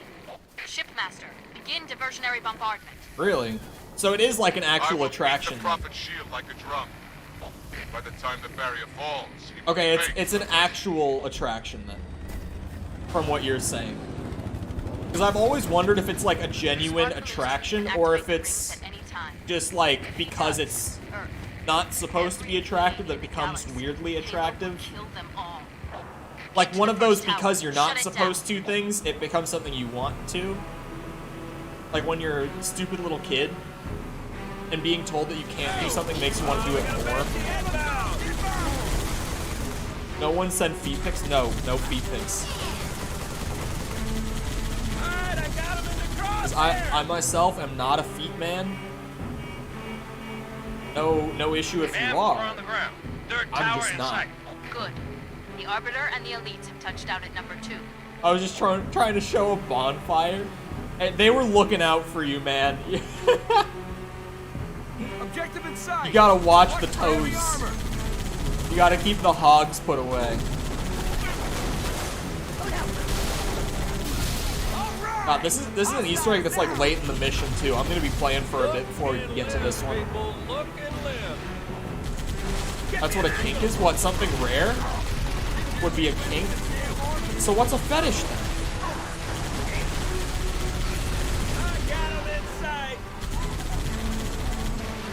I'll have to go and make it weird? No, you just gotta keep the dogs put away. Because, you know, the people who are actually weird about it, like 9 times out of 10 aren't gonna mention it. They're just gonna yoink the pic. You're going down. What percentage of the US are furries? Can we get a stat on that? Anyone willing to fact check if we have a substantial amount of furries, perhaps? I don't think we do. I'm pretty, like, furries in the US are still seen as pretty fucking weird.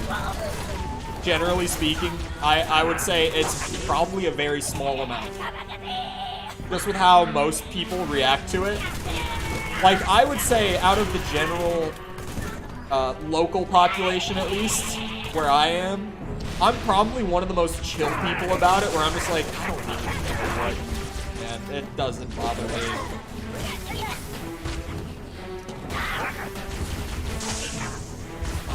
As long as you're not putting your furry shit on me, I don't care. You've never been to Pittsburgh? What? Is this a thing? Are there a lot of furries in Pittsburgh?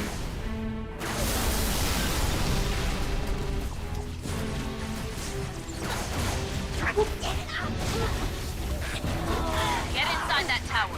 Playing on easy in the campaign for these just like Easter egg achievements, it's great. I'm like lore accurate Master Chief.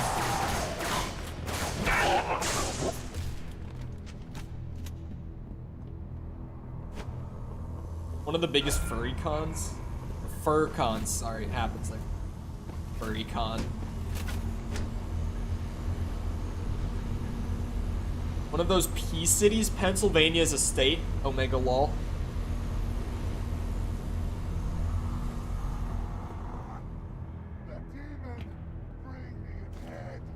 Philly's awful.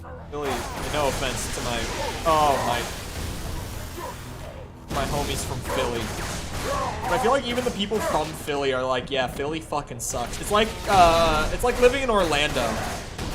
It's like no one actually feels any sort of like Orlando pride. They're all just like, yeah, Orlando fucking blows. I hate it here.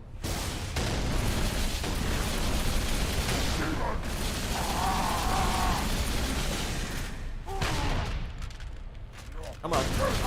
Reload the guns.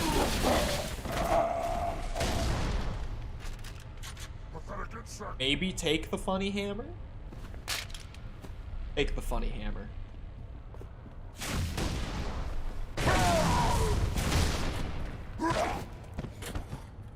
Chief, find the tower controls and shut it down. Got it. Good work, Chief. That's one. The Arbiter should be just about to... That's two. It's all up to Johnson's team now. Can't throw. Get back outside, Chief. Wait for transport. Putting this on my laptop searching. Johnson, come in. Over. It is in Pittsburgh, but I'm on my way. Your confusion is very funny to me because... Or no, you were saying Philly, never mind. Sergeant Major! I saw Pittsburgh and I was like, oh yeah, it is in Johnson, Pittsburgh. Can you hear me? Yeah, Pittsburgh is Pennsylvania. Chief, you need to link up with the Arbiter and proceed directly to the third tower. Make your way back to the beach.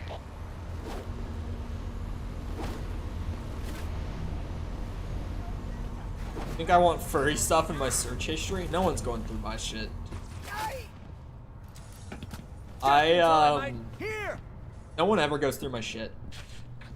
Like, I don't have any... No one goes through my shit. I feel like people who are like, oh, I don't want that in my search history. It's like, who's looking at your search history? What?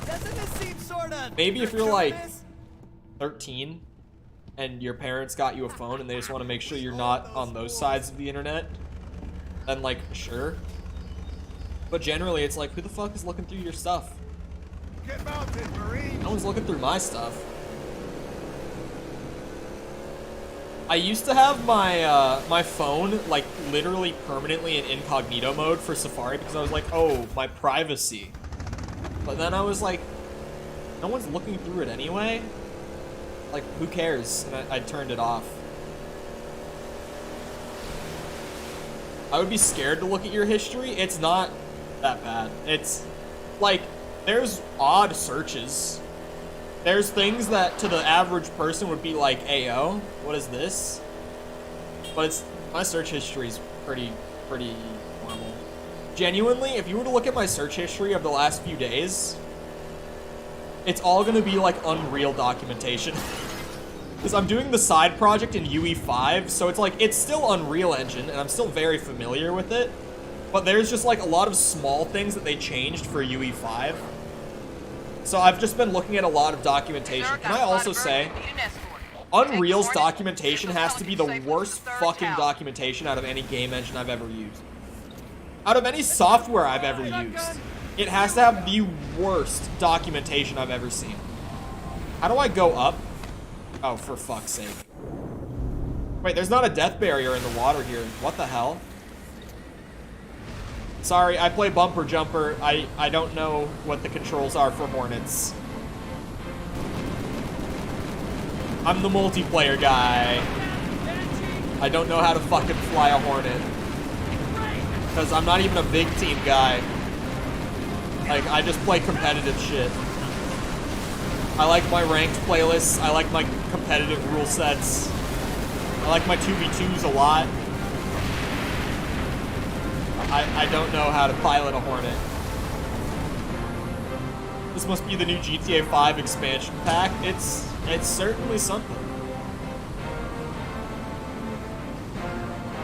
Is GTA still getting, like, updates for online and shit? Wikipedia at the moment. I guess like 9 anime is in my search history too right now because I just started watching Dragon Ball again, like rewatching it fully, starting with the original Dragon Ball, and I plan to go all the way through. But like, I'm also conflicted right now because back in the spring, I was watching One Piece with my girlfriend. Neither of us had seen it before, and she was like, "I want to watch it. Let's watch it." And I was like, "Okay." And I actually really liked it for what I saw. I was like, "This is pretty fucking good. I won't lie." And like, for someone like me who so rarely watches TV, One Piece is like the gift that keeps on giving. There's no fucking chance I would ever finish One Piece in my life. Like, I would never run out of One Piece to watch, so I'm kind of also like, maybe I should watch One Piece because I haven't seen it. But I don't know. The new Dragon Ball movie made me really want to rewatch all of Dragon Ball.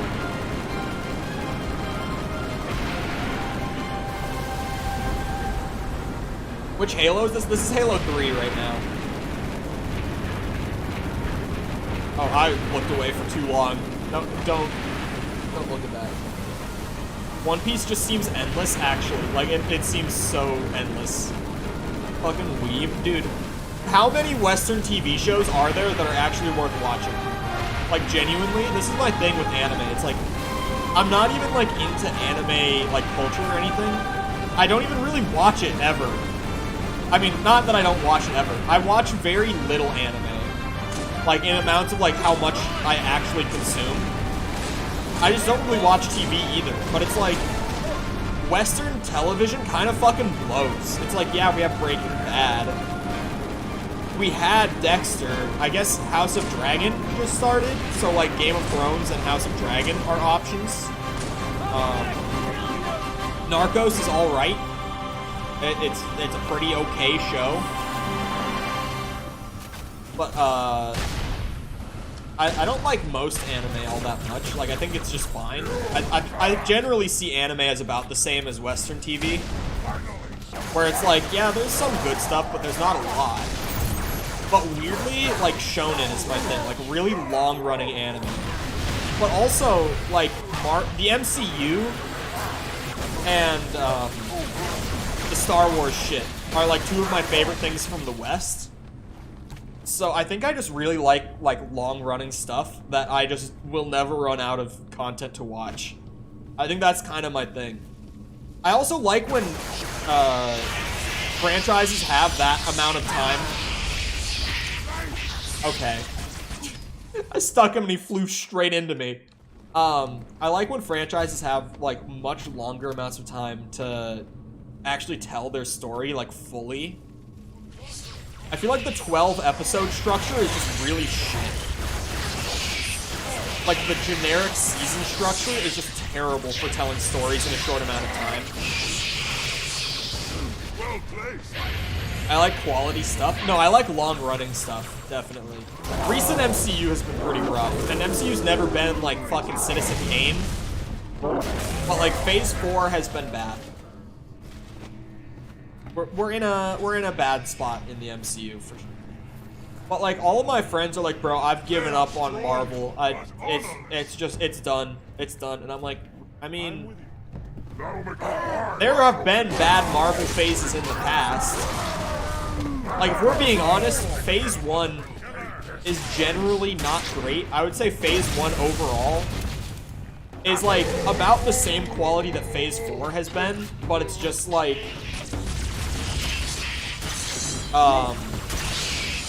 there's a couple of bangers in Phase 1. Like we have Iron Man 1 and the first Avengers, and the rest of it's either like mid or just bad. Like Incredible Hulk and the first Avenger are mid. Thor and Iron Man 2 are just bad. Like Phase 1 wasn't very good. Phase 2 was better, but not great. Phase 3 was full of bangers. And now we're back to like the kind of that kind of Phase 1 quality where it's like it's mostly just okay or bad, and then there's an occasional good one. Because like Phase 4, it's like Thor Ragnarok wasn't very good. Multiverse of Madness wasn't very good. The shows have been pretty generally bad, like pretty low quality shows.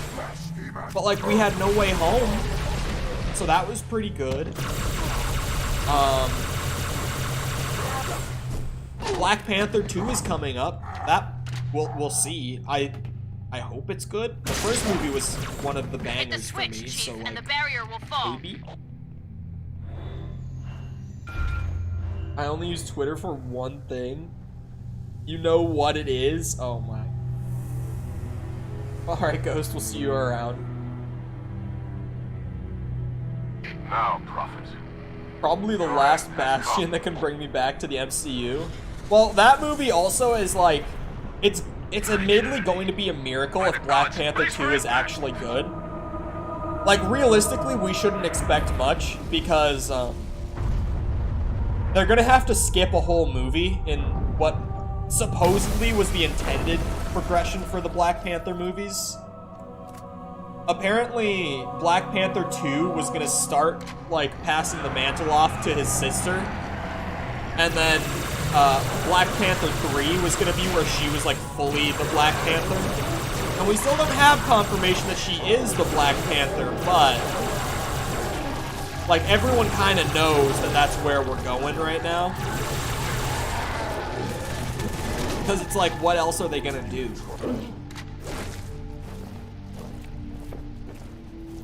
Could be great. Yeah, like, I think it would have been great to have her as the Black Panther, and she'll probably be fine as the Black Panther, like, as a character. Sorry, I put my controller down on my leg. Move to a safe distance. Stay away from the issue is more how they handle the transition, because now they're gonna have to kill T'Challa off screen. Or they're gonna have to, like, kill him in the opening cutscene with a full CGI suit and never show his face or something. Like, the death of Chadwick Boseman has put them in a really, really bad spot going into Black Panther 2. Because the intended progression of those movies, like the general arc throughout them, they're gonna have to skip a whole entry now. So it's gonna be rough.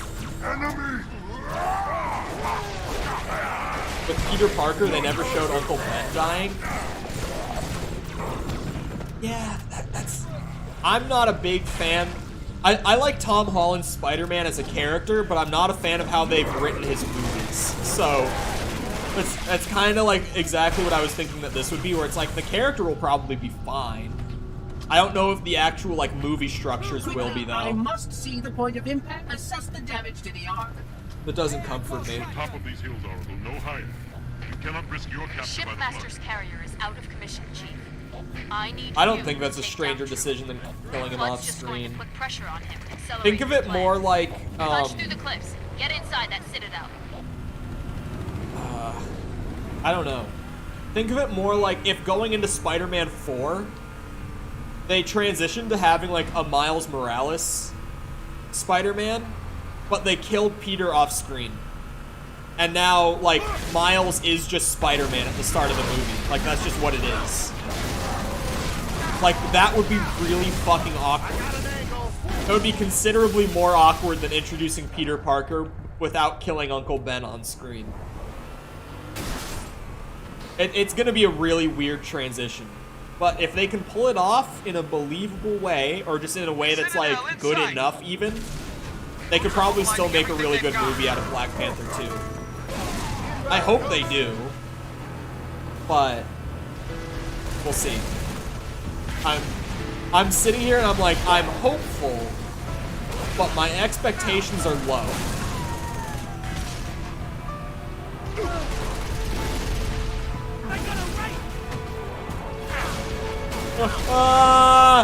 Stop shooting at me, my shields are down, please. Hornets inbound! Thank God. Easter egg time. He destroyed the big boys first, which is probably the best way to approach this, honestly. You want to get in passenger? Hell yeah, let's go. I count 2 scarabs. Repeat, 2 scarabs. Scarabs, that's what the big boys are called. See, I'm a big Halo fan. I know my shit. Ah, fuck.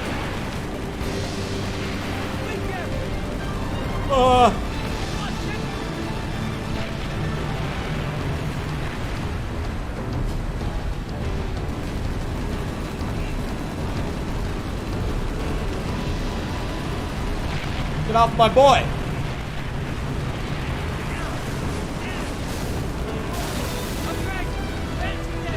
Come on, I can't get behind one of these fuckers, man. Come on, man. We go for the legs.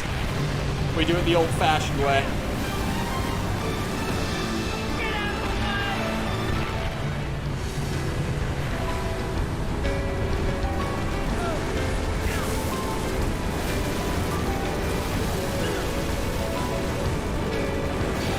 There we go, that's one. Have you seen the meme of Martin Freeman and Sean Bean? Oh my. I have not, but like, yeah. I felt like that was one of the weirder plot points of Black Panther, like the first one. Concentrate your fire on number 2. Was just like having the, I can't remember his name, but the CIA guy need to go to Wakanda to be healed. It felt like it was just a really lazy way to accelerate, or like believably make that whole like sharing our resources with the world thing happen. Because it's like, well, cat's out of the bag anyway. Both scarabs down. Even though we saved his life, so he could probably be convinced to not share, but he probably will. Because we need him to probably share. I don't know. I thought that was one of the weirder. I recently rewatched Black Panther, and I was kind of like, they could have just not had this plot point at all, and the movie would have been the same. This is just like the most unnecessary inclusion.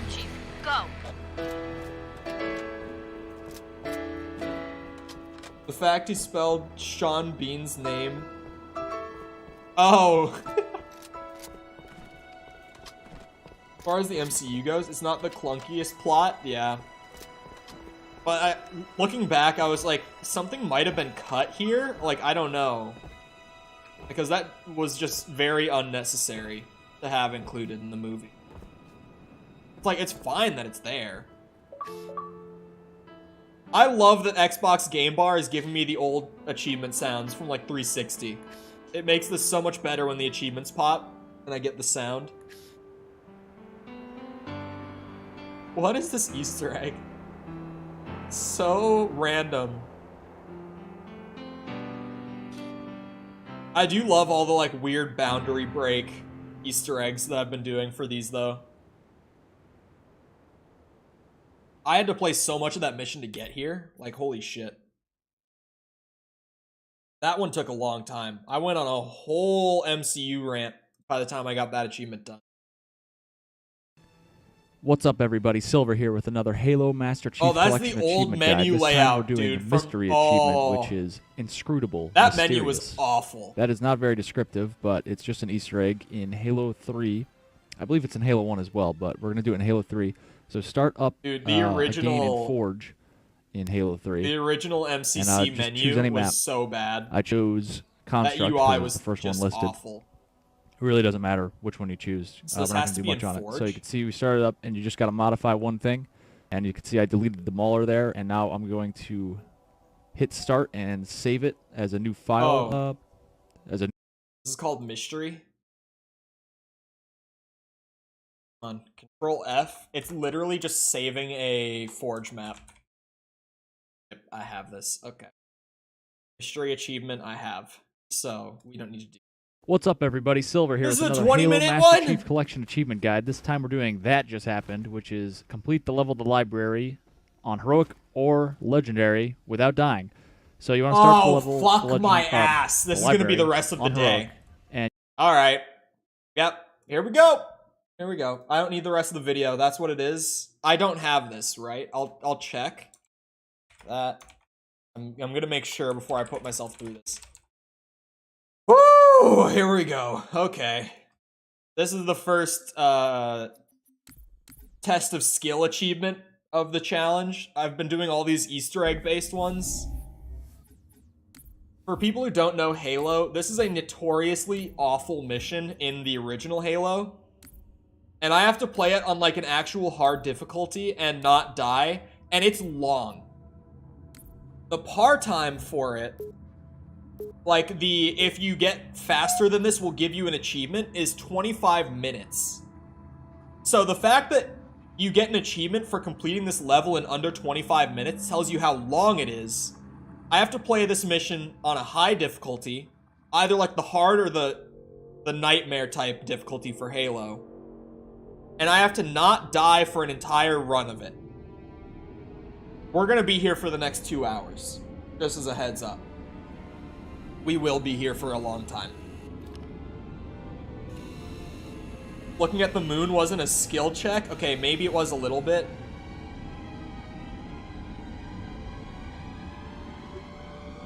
Hello, Jessica. Just in time for the suffering that this achievement's gonna be. That video is probably 20 minutes because he's showing off like speedrun skips and shit to make it easier. I'm playing in classic graphics. This mission only feels right in classic. So, game plan is gonna be taking it slow and just clearing out everything. Not taking any chances, not trying to speedrun or anything. We just do it as slowly and as carefully as we can, and we'll get through it. But we'll have to, at least. Fuck. The random bullet spread is not in my favor right now. This thing just sprays bullets. I enjoy suffering. Yeah, this one's gonna be... There's no way I first try this. That's just the reality of this achievement. I'm going to die minimum once. Probably more like 2 or 3 times. I'm expecting like 4th attempt is probably gonna be the one. Because this mission also is bullshit and has a bunch of like insta-kill enemies that have so much range on you. This is a bad mission to have to do without dying. The fact that there's an achievement for doing this without dying, they know what they're doing. Too bad Tom isn't here. These are the kind of achievements that he was like excited for. And now he's gonna miss it. The first skill check achievement. We are near the Not even skill check. It's like a minor skill check. It's more luck than skill check. That's a shotgun. Stay the fuck away from me, but give me that shotgun. This weapon will be our best friend for the duration of the run. Shotgun for the actual ones with guns, or just the melee based. Assault rifle for popping the balloons and shooting all the infection forms out. These fuckers are deceptively evil on heroic and legendary because they do no damage to your shields if they just come up and pop on you. But if they get attached to you while your shields are down, you are fucked. You are so dead.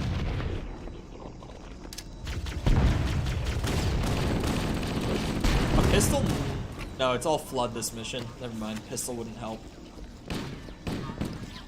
Yeah, this achievement's gonna be a pain in the dick. Not gonna have fun doing this. If I could first try it, then that would be amazing. Please, game, don't fuck me over with rocket launchers or anything. Oh yeah, the insta-kill enemies I mentioned, for those also, just for the people not in the know about Halo. This mission just has enemies with rocket launchers that just fucking boom, boom, dead. That's it. Run, restart. For an achievement like this, run it back from the beginning. Energy field of Rockets contains the index. We must get up there. These carriers, I could probably just pass. There's no... They're not gonna catch up anyway. I heard a shotgun cock over here. I heard that shit. Oh god. Oh god, there's a shotgun somewhere. He had it. Oh, stop shooting at me!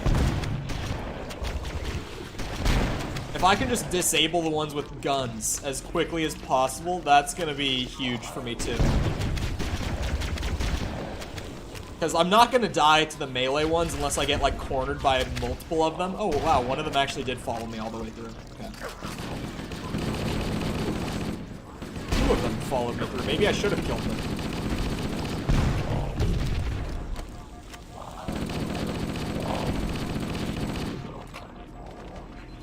Bit of a cheeky shield drop moment. I think someone said in my stream the other day that there's like no useful skips for this mission. So fuck my life doing this achievement. Guess you got a legendary Hauer, Raygun, and Rayk from killing one Orda. Ordas are fucking broken in Outbreak. Also, I love that you can just say something like that, and I'm immediately on the same page, and everyone else is like, what the fuck are they talking about? I've been wanting to play zombies badly again, but like also at the same time, I don't want to pull myself back into the zombies community creation-wise, because, man, it's like, the old meme for people that didn't watch Lex was like how bad Lex viewers were, but now it feels like the entire community is Lex viewers, genuinely. It's just all like kids who do nothing but shit on the game that they apparently love so much.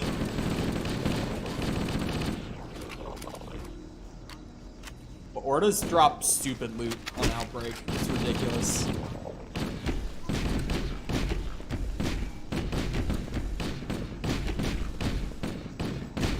Bop, bop, bop, bop.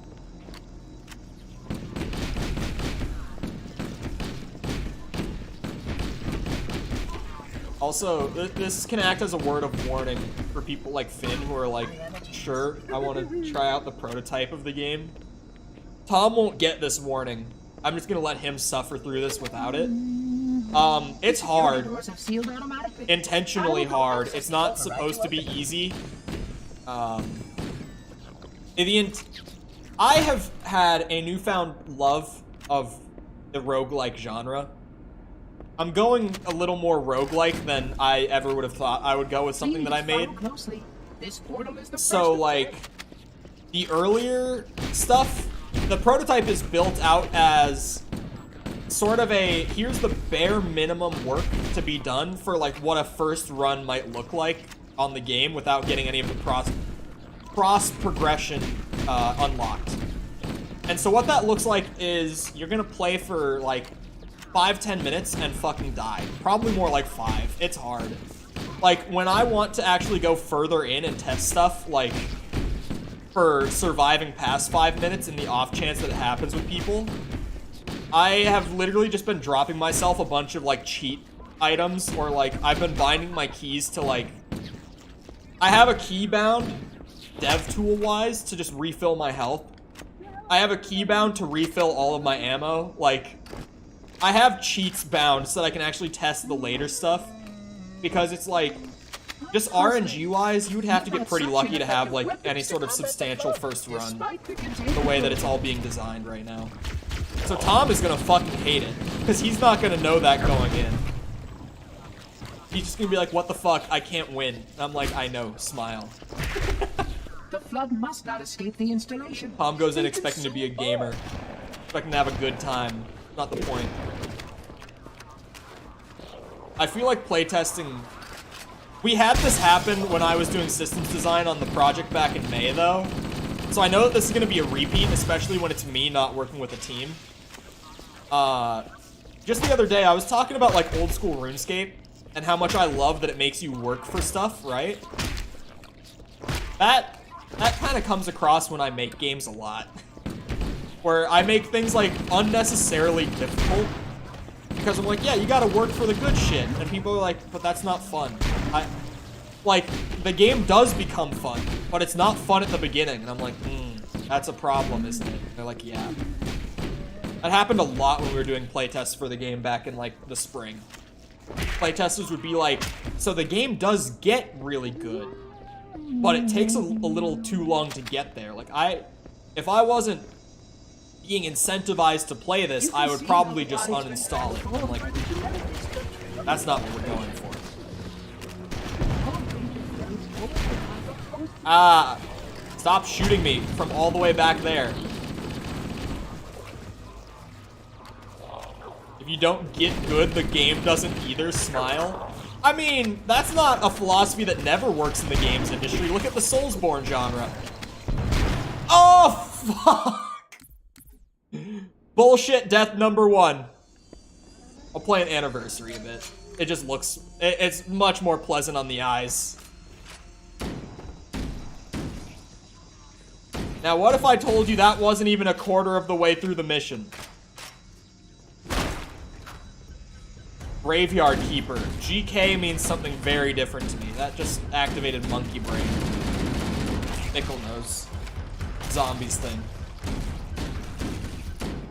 I saw that and was like, GK.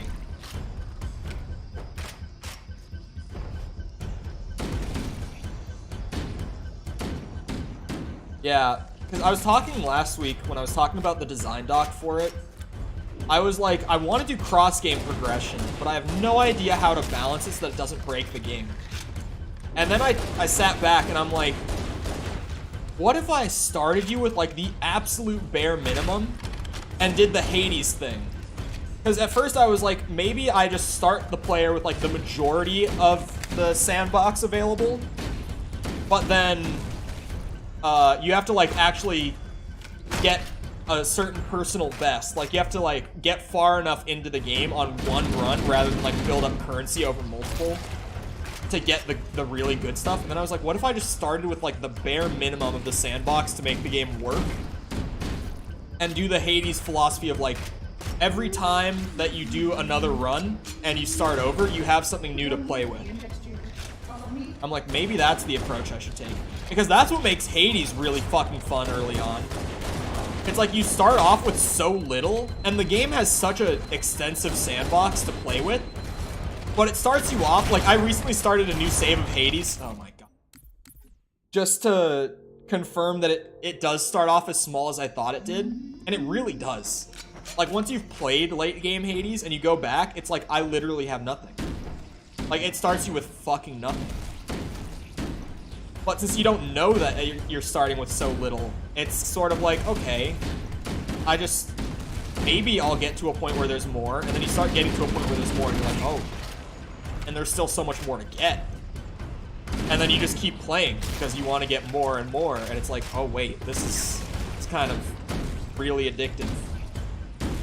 Maybe I can tap into that part of the brain.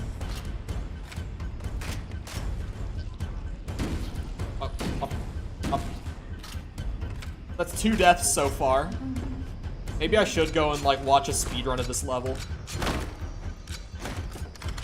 Or I could just watch a couple more minutes of the Halo completionist video.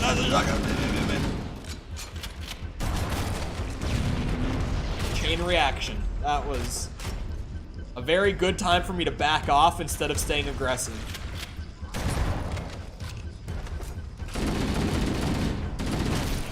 Bullet hose, dude. This thing does not hit a fucking barn.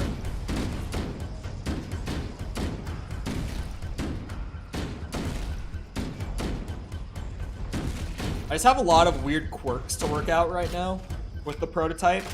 It's like, it's serviceable to send out. Like, all the gameplay stuff, almost all the gameplay stuff is there in the prototype.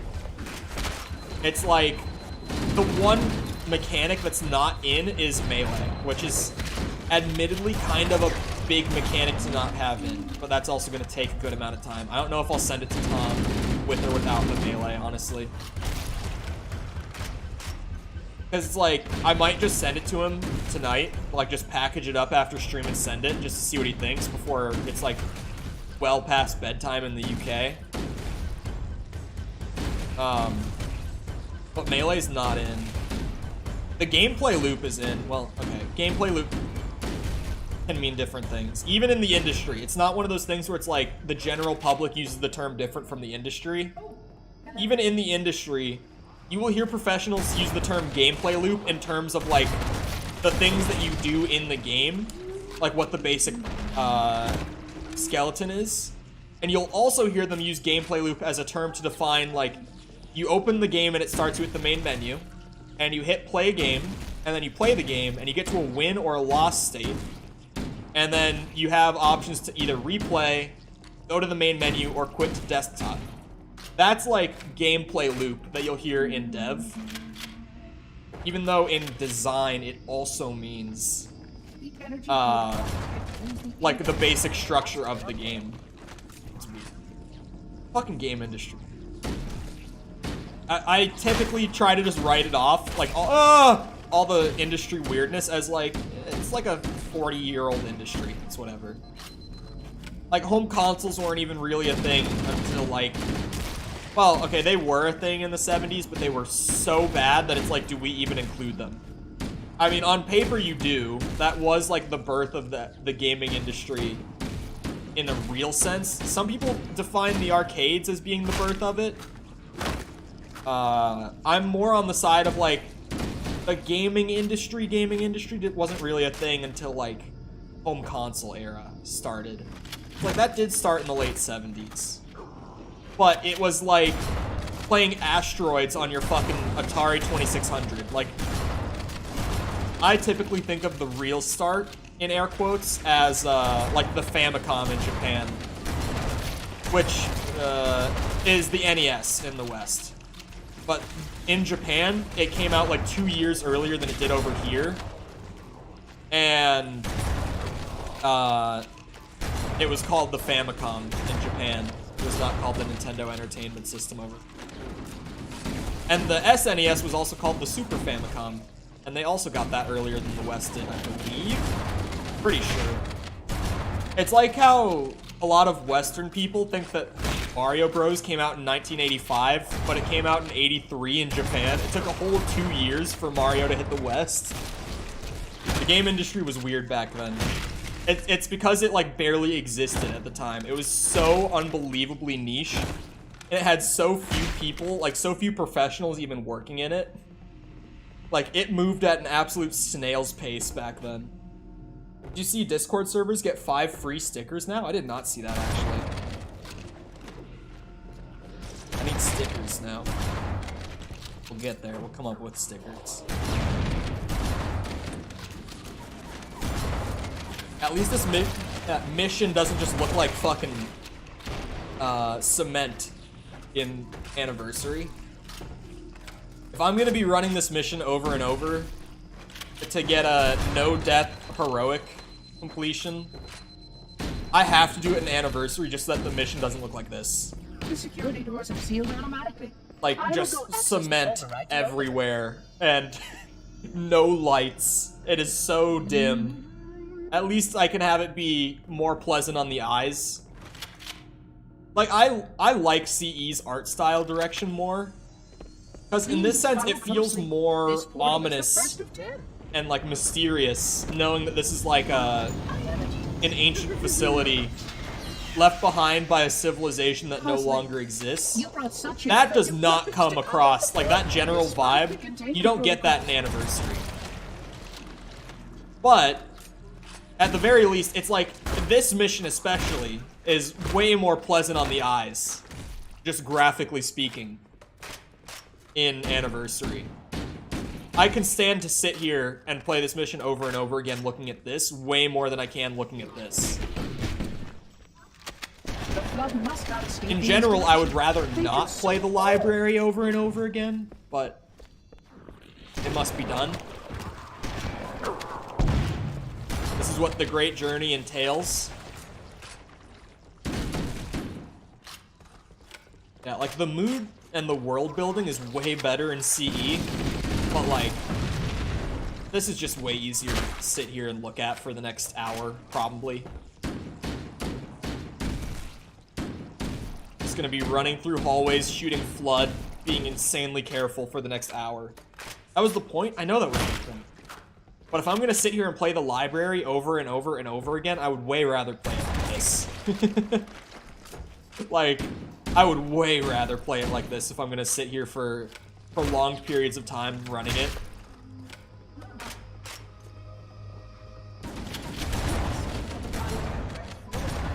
Like, you get the world building senses way more easily in CE. I don't know why they made everything so bright for Anniversary. Like, it's still one of the weirder things that I'm like, why did they even do this? Because, like, it looks nothing alike. And not in a good way. Where it's like, oh, these look nothing alike because the Anniversary version looks so much better. It's like, the art style is entirely different. Like, it changes the whole feel of the mission. You're gonna play 2 betrayals too? This is for a specific achievement, Sticky. I have to play the library on heroic or legendary and go beginning to end without dying. Which is why I'm playing it so slowly and so carefully.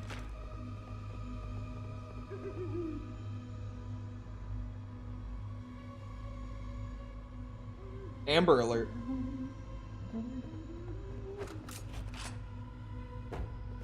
Does Canada have Amber Alerts, Sticky? Do you guys have Amber Alerts? For, like, missing children and shit?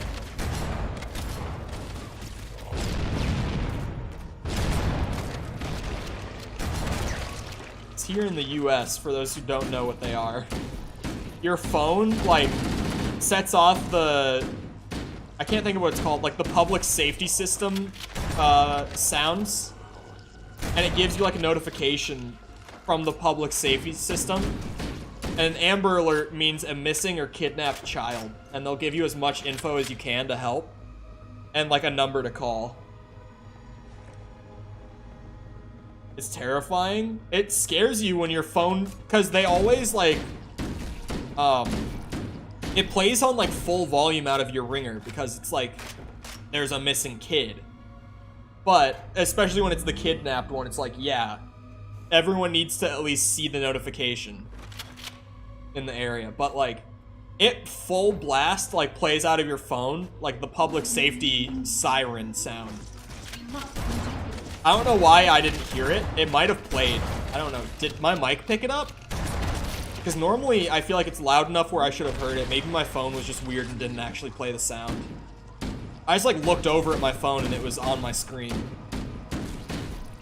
They had 2 cars, so, like, they had, like, the make and model, the year, the plates. Like, they know enough about whoever kidnapped the kid. 2 cars is something that's odd, though. Normally, when it's a kidnapped kid, they have, like, a car to be looking for. But 2 cars, I've never seen before.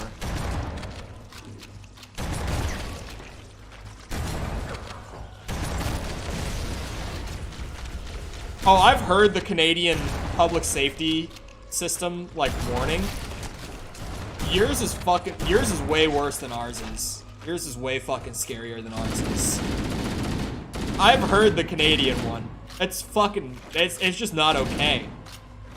Especially when it's like, you know, your TV, when you just leave it on, going to sleep by accident, starts blasting that shit. That's not okay.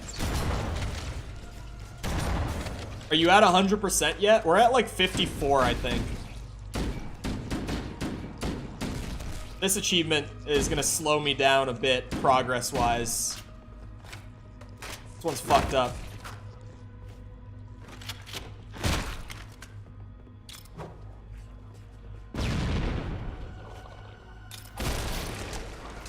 There was only one that spawned. Okay.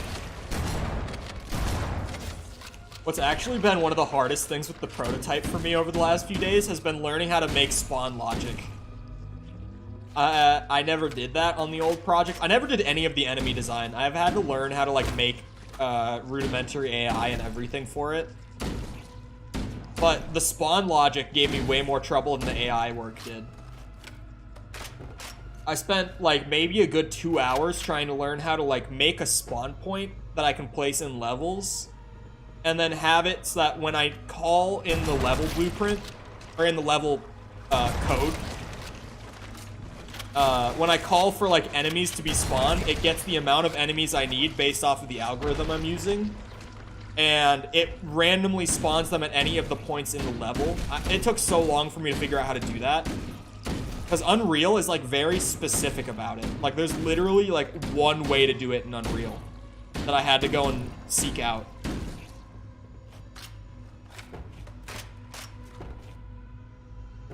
Imagine how good at Halo you'll be at the end of this. I don't even feel like I'm learning things that make me better. I feel like I'm just learning Easter eggs that I never knew about.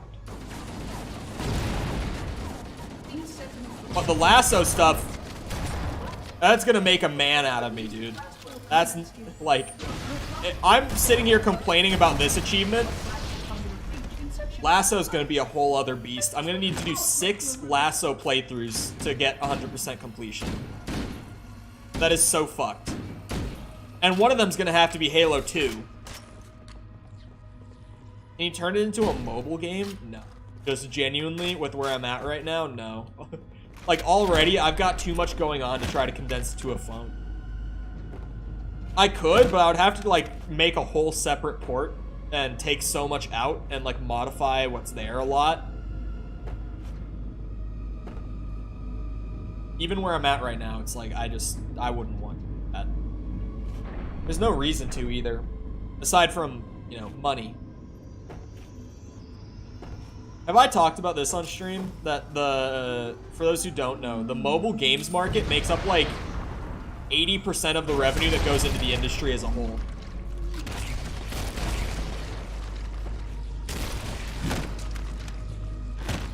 And I think it's something like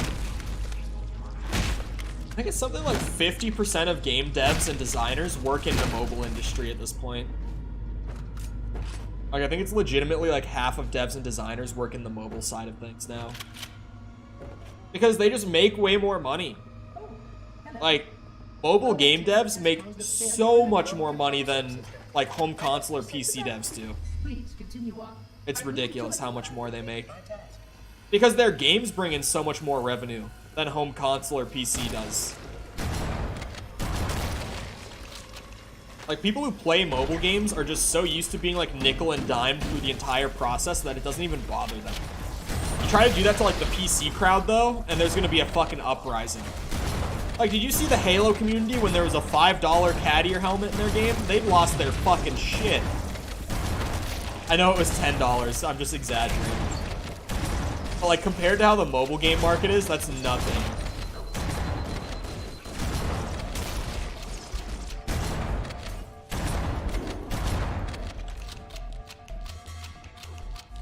This mission's not okay. We're still not even halfway through for people who aren't familiar. There's an easy way to keep track of how far into this mission you are. There's 4 floors of the library that you have to progress through. And we are a little bit into floor 2 right now. Is there another med kit around here? I could go back. I could backtrack for... Oh, wait, no, there is one right here. Like, I know that there's 2 back there. Almost halfway there. And then I'm gonna fucking die to a rocket launcher. Isn't this where the first one comes in, actually? It's one of these, like, long stretch areas where there's a rocket launcher for the first time. He might still spawn when I get to a certain point. I'm gonna chill. He might still spawn back there when I cross into, like, the square or something. There might be a volume that triggers him. I'm not fucking with this. Make you pay to not have ads? Bro, imagine the PC gaming community when you start putting ads on their Valorant or some shit. Holy moly. All the fucking 14-year-old e-boys are gonna rise up if you put ads on Valorant. Speed is of the essence. That was not a rocket launcher. I'm scared. I'm pretty sure one comes out here. I don't want to be close to a wall. I don't want to get too close to the enemies. I want to bait out the rocket so that I can dodge it. I think we're about at the point where the rockets start coming in. We're getting there. How many are in the library? 4? 4 rocket launchers in the library? Is it here? I'm like waiting for it. Like I know that I'm. Whoa! He has it. Stop that! Oh my god, he still has it! Okay, he's dead.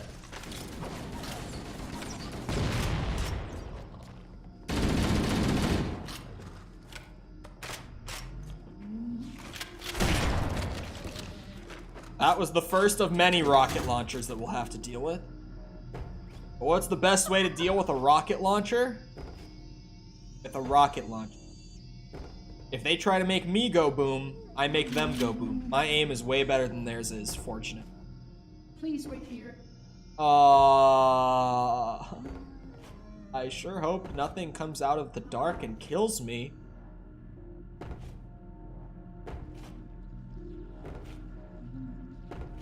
Sports fans are so used to ads that ads in sport games are actually a feature as realism. That is actually, like, incredible to think about. Alright, boys, let's just make a nice single file line. If we could get a good chain reaction going, that would be real nice.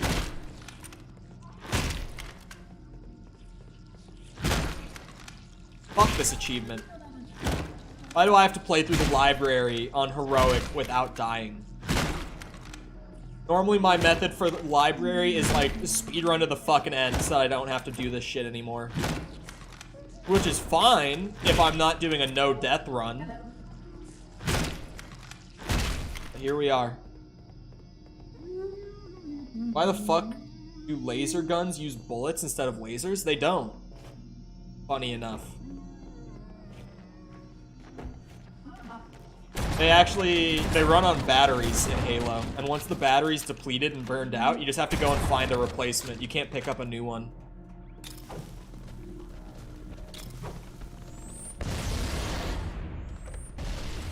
Why are you such a bitch? Why are you running away from my grenades? There we go, stuck him with that one. It's not a laser, it's plasma. It's totally different, guys.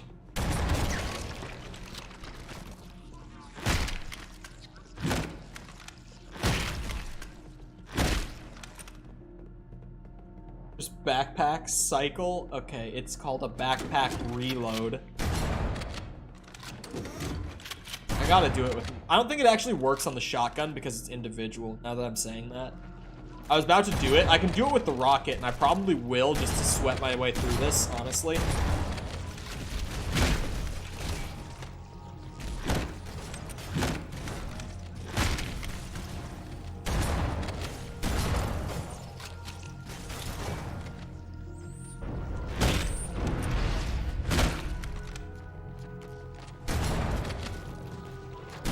It's different from Star Wars because Star Wars uses light-based weaponry. Halo uses plasma. Neither of them are lasers, and they're very different.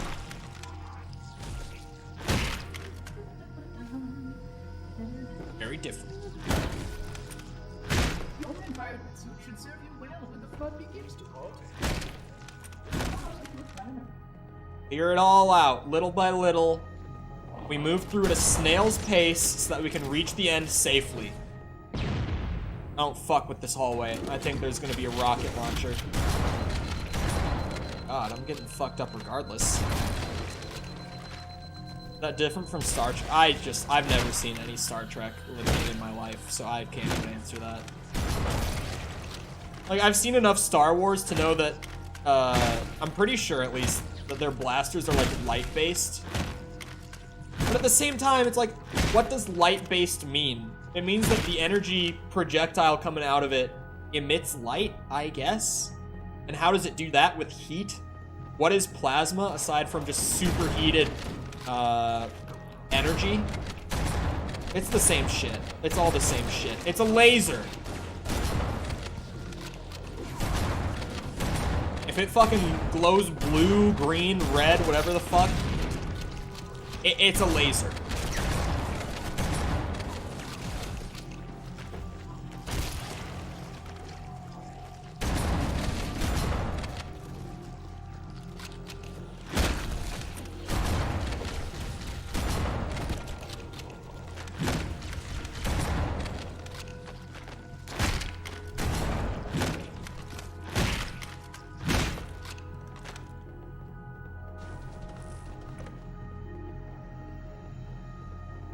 Then goes and makes fun of Star Wars fans. Hey, that's a rocket. I saw it. Is he dead? He's not dead. He blew up his friends. Oh, he's dead. You see the fucking... oh my god, that rocket launcher flew by my face. That was awesome. I was like, is he dead? Rocket launcher flies by me. That's the second rocket launcher down. Sticky, do you know how many rocket launchers are in this level? I think it's 4. Just off the top of my head. And those are the guys that are just, like, the instant run enders, run it back to the beginning kind of enemies. So the more of those we take out, the better shape we're in. Plasma makes light, aka they are the same. True. Real and true.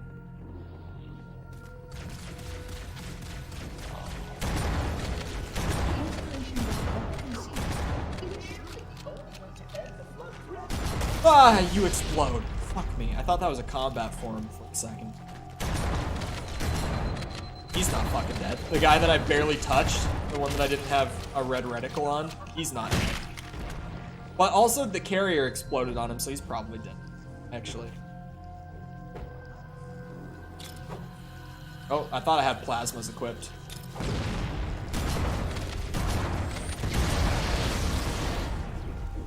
Come on, you guys jump so far now? What the fuck is this?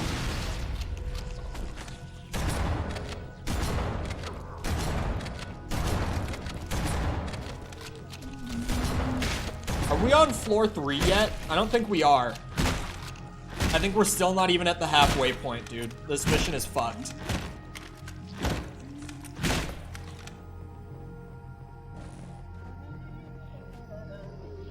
What just spawned? I just cleared this out, and the moment I try to keep going, everything spawns behind me. This mission's fucking awful. Fuck the library. You think Doom Guy could beat an ODST in a fight? Yes. Yes. That's not even a good question. If anyone says no to that, they're a fanboy and you should call them out for it.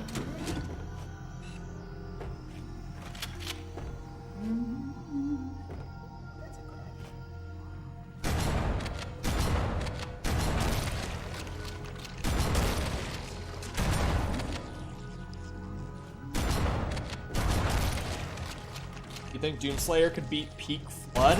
No.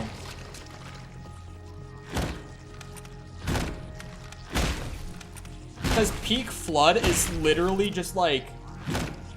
It's so stupidly overpowered that it almost seems like they're trying to be a parody of like overpowered shit. Like the whole a single spore could wipe out an entire planet shit. The Flood, when it's actually like at its peak with a grave, like a proper Gravemind and everything, is so stupidly overpowered, it's not even funny.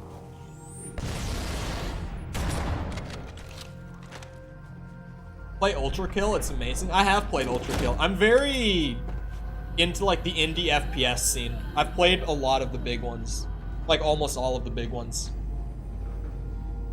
Ultra Kill is alright. I wouldn't say it's amazing. But it's pretty fucking good. There's definitely way better indie FPS than Ultra Kill in my opinion. There's also just way better like actual boomer shooters than Ultra Kill. But it is fun. You'd think it would be more my favorite because it's trying to do the whole Devil May Cry thing. But it just doesn't really mesh well. I don't know. I don't feel like FPS and Devil May Cry is a good combination.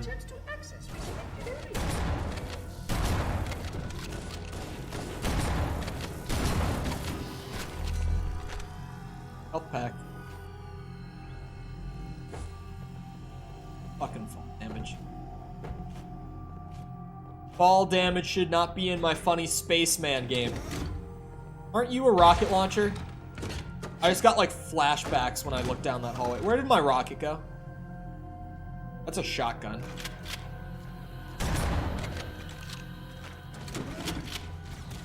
I'm down here.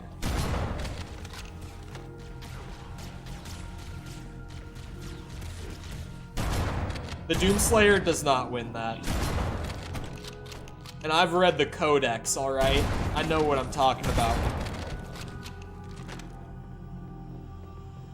I would say anyone who thinks that an ODST can beat the Doomslayer is a Halo fan or just has not...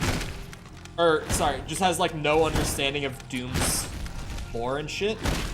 But also, anyone that says Doomslayer could beat a peak flood infection is probably just a big Doom fan who's never really engaged with Halo lore.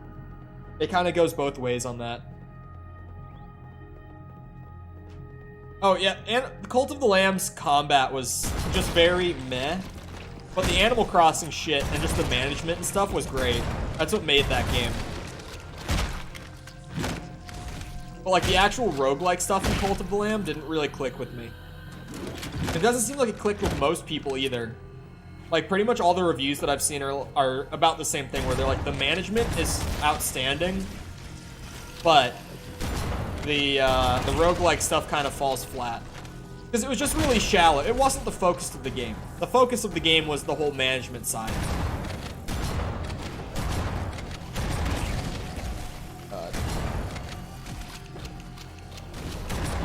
It was definitely more focused on the Animal Crossing than on the roguelike, and that's not a bad thing.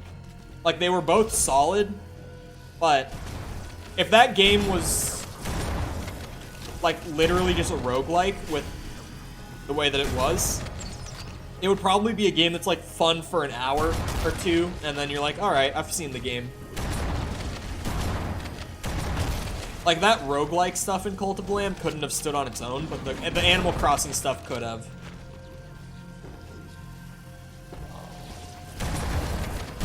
They could have released that game with no roguelike features, and it probably would have been just as loved as it was.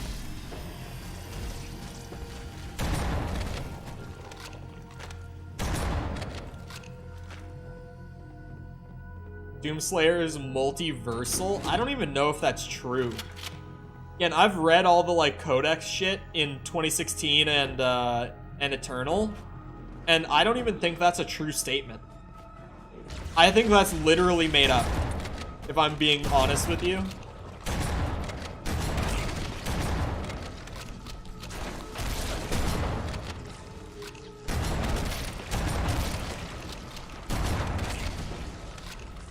That sounds like a headcanon thing, rather than like an actual in-game thing. He might be saying, like, you know how there was like the Doom Marine, and then there was the Doom, well, there was the Doom Marine from 1 and 2 and 64, and then there was the 1 and 3. Or sorry, it was Doom Guy, Doom Marine, and Doom Slayer. That's what I'm thinking of. You know how we thought they were 3 different characters, and then Eternal was like, no, they're all the same? He might just be like headcanoning that they aren't the same, because it's like different multiverses.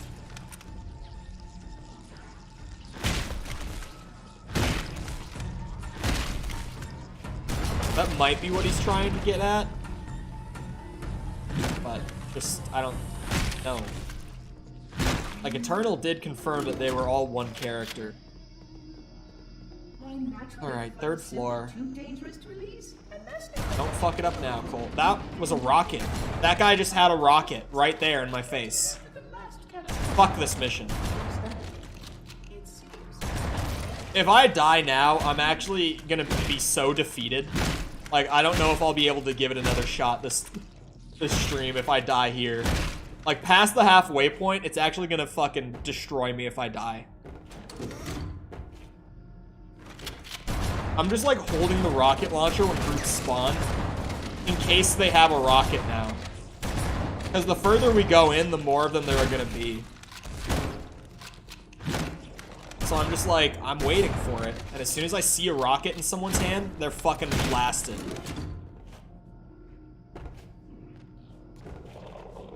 Seeing one.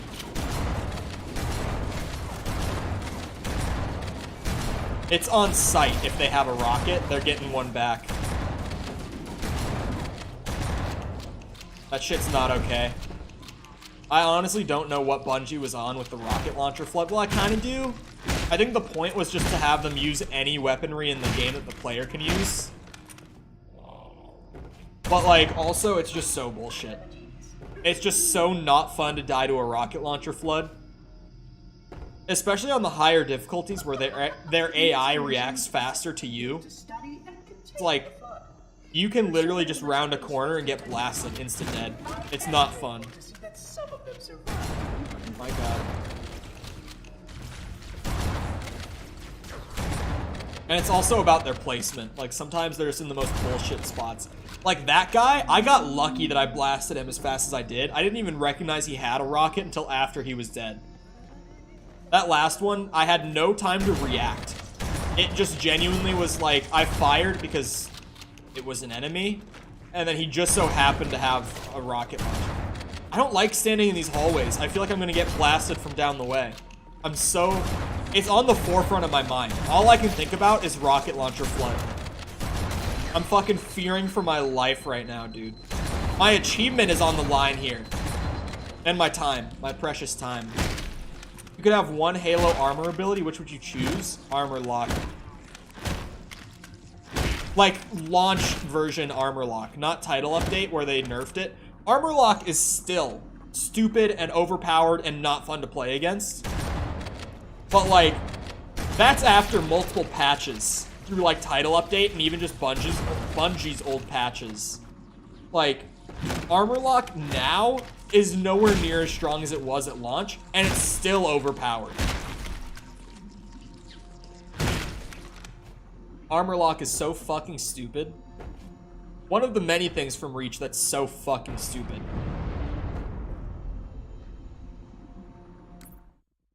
Who caught what happened there? Alright. Class, what happened there? I know exactly what happened there. Who else knows? Who can tell me what just happened? Did you not catch it? A rocket launcher flood just targeted me through the wall immediately off of spawn and killed the group that he spawned with because he shot it straight into them. That is what just happened. They spawned around that corner, he targeted me through the wall and fired and killed himself and the whole group. That is what happened there. End of class. Thank you for coming to my lecture. Where was he? Where's the explosion effect? Where's his rocket? See a shotgun. He might have been one of these guys. The rocket might have flown out here. Where did it go? Might have been one of these two. He shot like the wall or something. Wait, no. Yeah, they definitely spawned in a group like over here and just got blasted immediately. Fuck this mission. Fuck the rocket launcher flood. Turn on Sputnik skull? I'm playing CE. I think Sputnik is only H2A, right? Am I wrong on this one? I'm pretty sure it's only H2A.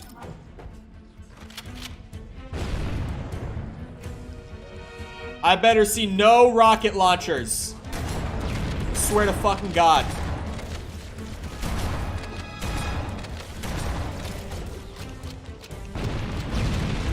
Ooh, that could have actually killed me. If I was like a meter further out than I was, that would have ended the run. That chain reaction was lethal. Motherfuckers be like, CE is the most balanced Halo game. It's a perfect difficulty. While I'm getting targeted through the wall by rocket launcher enemies.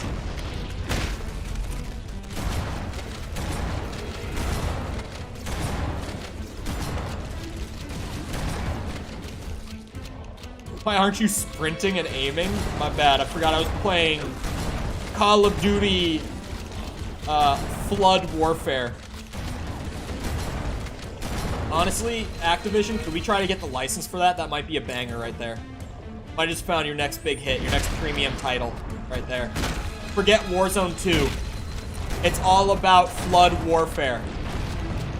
My god, there's enemies over there. Oh my god. I want to be in a safe spot just in case. You never know with this mission.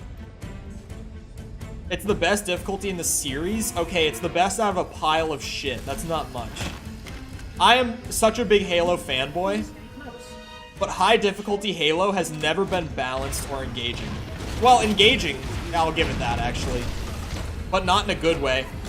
In like this is so unfair, I need to pay the most attention humanly possible and use exploits to win. I didn't say the games were shit, I said their balance was shit, and I stand by it. You're not getting me to back off of that one.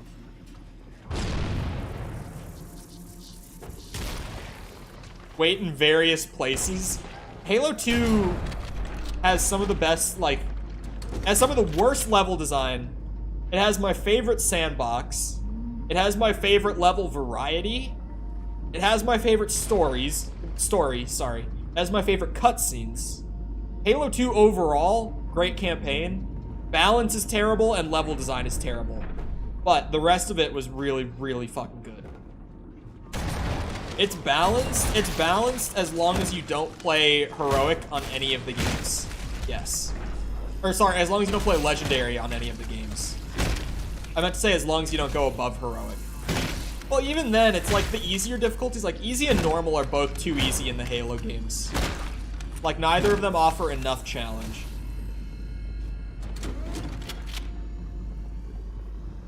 Heroic is perfect. My boy, we are on heroic. And the fact that I need to play like this to not die, it shouldn't be like this on the second hardest. It should be like this on the hardest. Like, I shouldn't have to constantly be around a corner trying to pick off one-on-one fights the entire mission and clear out every single enemy without fail. That should be the hardest difficulty, not the runner-up. Like, to actually do a no-death run, you have to cheese the fuck out of the AI in this game. Just don't be stupid. You need to play more boomer shooters. Like, FPS games that are meant to be tactical can be fun. But, like, this Halo has always been a weird game that tries to, like, take boomer shooter philosophy and inject it with, like, light tactical aspects. And it's just, like, it works as long as you don't play high difficulty. Like, it's fun for what it is, campaign-wise, but their difficulty still could use a lot of work. Admittedly, I've heard Halo Infinite's Legendary is pretty good. I've heard good things about Infinite's Legendary. I haven't tried it. I haven't replayed Infinite since my first playthrough, so I just don't know. I don't know anything about Infinite's Legendary, but I've cleared the rest of the games in the series on Legendary, and none of them have struck what I would call good balance. I wouldn't say that CE has the best Legendary balance either, honestly. I think Reach, for as much as I dislike Reach, holds much better balance than CE does on Legendary.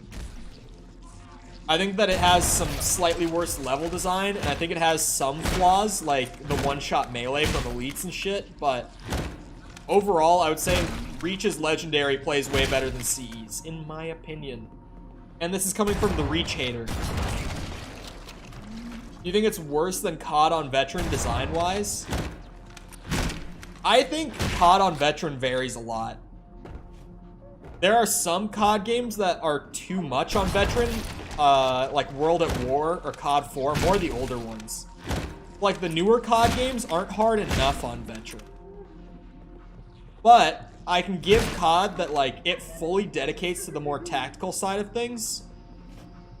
So having a difficulty that forces you to play tactically makes sense in COD. In Halo, it doesn't really make much sense, because the game is very run and gun, very fast-paced, aggressive combat. And then the highest difficulty forces you to play around cover and just take little peeks and pick off one enemy at a time. Ideally, like, a good reference for what Halo's highest difficulty should be is, like, Doom 2016's Nightmare is much more akin to what Halo should feel like on its highest difficulty than what it has felt like in the past. Like, it should be a game that incentivizes you to get out there and be fighting actively the entire time rather than hiding behind an object. If you call me an Act-Man fanboy, I will throw a shoe at you. Well,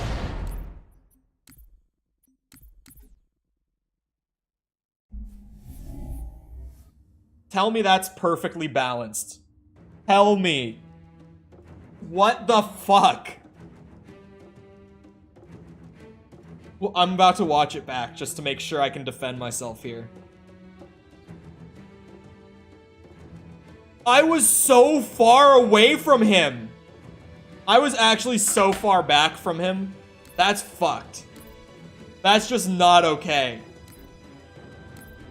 You should have moved out of the way. Go watch it back. I was so far behind. Like, I was not standing close to him. You had tunnel vision? No. I was so far away from him. There's no reason I should have died there. That chain reaction was just so bullshit. Just came so far out to kill my ass. I was on the 4th floor too, man. Fuck my life.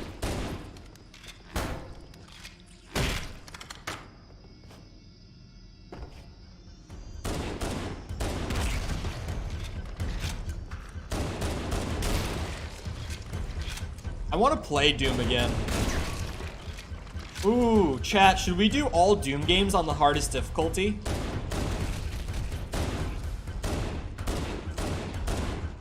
I have too many challenges I want to try, but also I'm at a point right now where I'm kind of just like dipping my toes in with everything and seeing what works and what doesn't.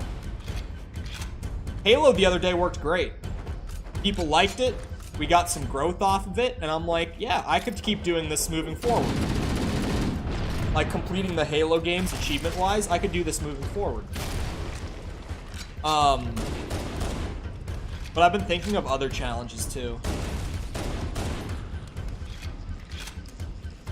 Doom games on the hardest difficulty could be a blast.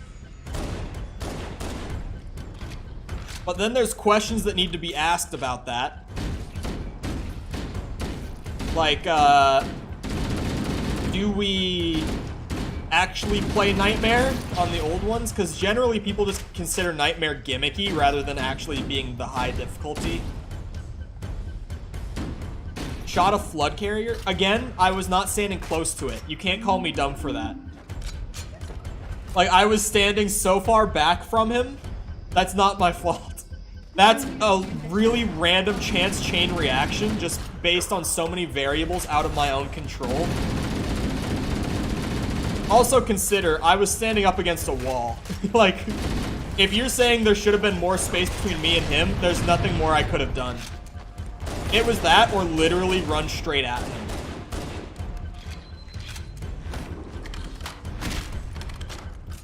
Shouldn't have shot the carrier. You're reaching. Like, look at that. Oh, I'm way closer to him that time. I didn't blow up that time. It's almost like it's random. Shit's crazy.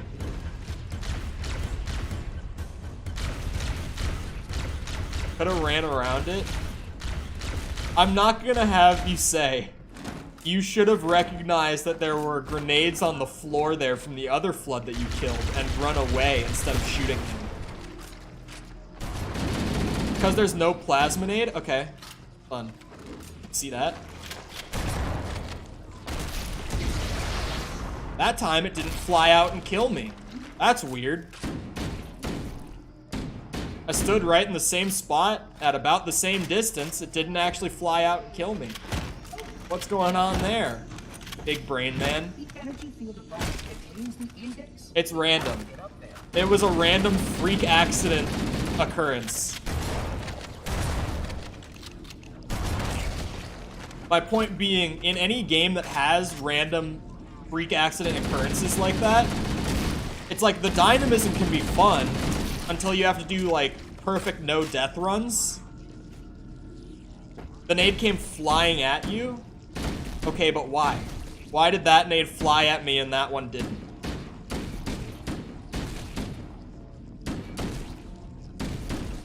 Like, dynamism isn't inherently bad until you're trying to argue perfect balance, in which case dynamism can never be perfectly balanced.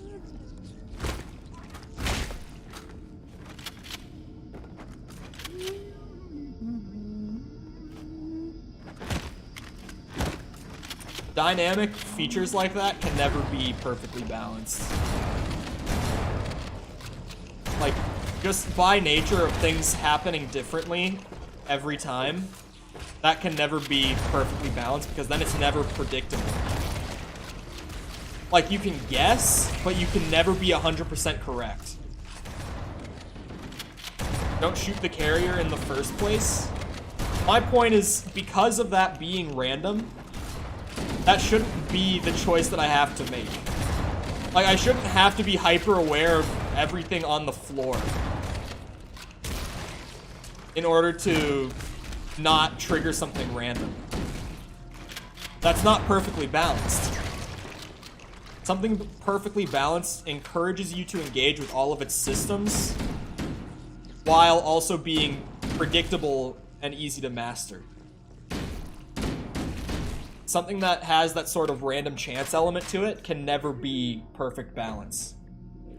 That's only a library issue? No, it's not. If grenades can randomly jump around like that as a reaction to a carrier form, that can happen on any flood mission. Yes, it is.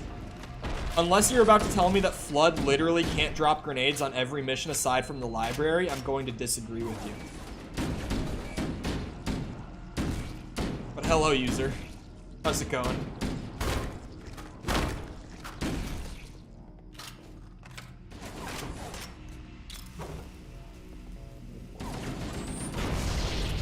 Take Keys, for example. Keys has so many grenades. Security doors are sealed automatically. I will go access the override to open them. I'm waiting for this one. I'm genuinely interested now. Chain reactions are common. Okay. But avoidable? But are they always avoidable if the grenades can jump around at random because of unreliable physics? Like, my point is, if those reactions can happen, but won't always happen, how am I supposed to predict every time what's going to happen? Just move around a corner? I circle back to my design philosophy talk about, like, that's not the way Halo should play. Like, Halo, generally speaking, in, like, the boomer shooter fandom, for those who have never heard about this, it's considered the game that ruined FPSs for the foreseeable future. Like, the original Halo is considered the game that ruined the shooter genre. By many. And it's because they took that old school design, but then, like, kind of incentivized you to play slowly, and then it became a huge success. And, you know, everyone starts imitating. Call of Duty was one of Halo's biggest imitators with its first outing. And then Call of Duty became the biggest thing on planet Earth, at least game-wise. And, next thing you know, every game is playing slow and has regenerating health if you just stay out of combat for a few seconds, etc., etc. And, like, boomer shooters, typically speaking, and it might just be because there's less of them and there's more, like, generic garbage outside of the boomer shooter subgenre. But boomer shooters definitely tend to be more engaging to play than your generic, slower FPS game nowadays. Like, I have way more fun playing something like Quake or Blood. Well, Blood. Blood on higher difficulties is infuriating. That game's balance is so bad. But it's pretty fun. And you can be fun while having shit balance. I feel like a lot of people, when you start calling out like things that aren't balanced in their favorite game, they take it as like a personal attack on the game itself. As if saying like game is bad because this thing can happen. And it's like, no. It's just not balanced. Some of my favorite games are some of the worst balanced games of all time. Like fucking Modern Warfare 2. Not a single person on planet Earth would argue that that's a balanced video game. But it's also one of the most fun video games I've ever played. Like, your favorite game can have design flaws. It's fine. As long as you recognize when your game has design flaws, because otherwise, when people try to have discussion about it, you're gonna be the annoying fanboy in the discussion. And no one wants to be the annoying fanboy. We've all talked to an annoying fan. Don't be the annoying fanboy. Don't hit me with your shotgun from back there. What do you think you're doing? Look at how much damage you did. Proud? You happy? Battle for Neighborville. I haven't even heard of that one. What the fuck? The only Plants vs. Zombies shooter that I've heard of is the Garden Warfare, which I did play on Xbone. Garden Warfare was actually, it was the game that came bundled with my Xbone. Well, it was one of the two. My Xbone came with, like, the actual official Microsoft deal was that it came with Forza 5, and it was a digital download code that came in the box. But I think it was, like, Target or Walmart that I bought my Xbone from. And they had, like, a deal going where they were bundling in Garden Warfare, probably because they couldn't sell copies of it, if I had to assume. They were bundling that game with the Xbone. So when I bought my Xbox One, I got Garden Warfare with it. And then I also... Oh, for fuck's sake! I don't know if I can do it again. I can't. I can't do it again. We're doing a different achievement for now. I can't do that again. I can't. Next achievement. What's up, everybody? Silver here with another Halo Master Chief Collection achievement guide. This time we're doing Feet Firmly Planted, which is complete a level of Halo Combat Evolved without jumping. So for this, I decided to tackle the Silent Cartographer, since there's nothing you have to jump over or jump onto.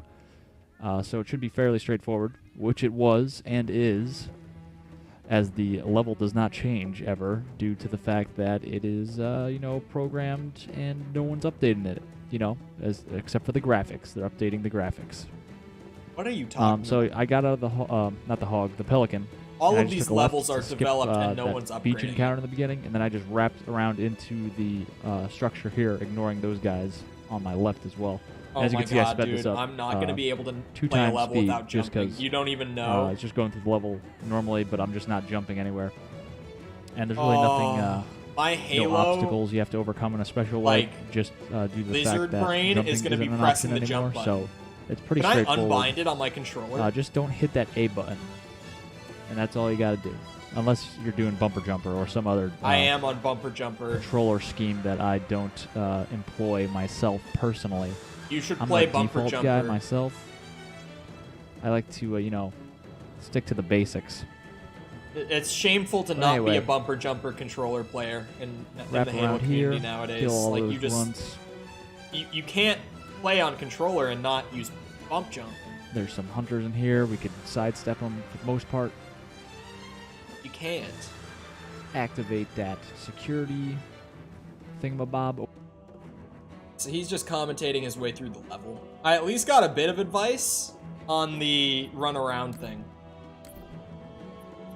Wait, easy, easy, easy. Fuck me, not heroic with this.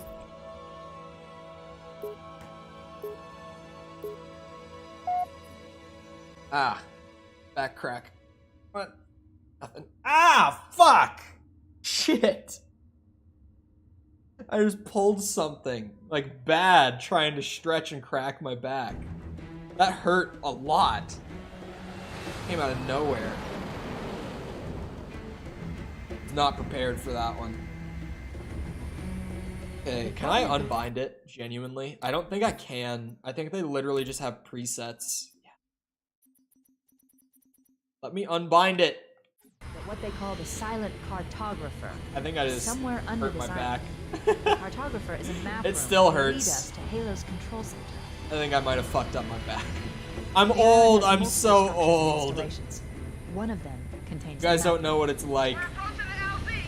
It's hard to be 20. Okay. No jump.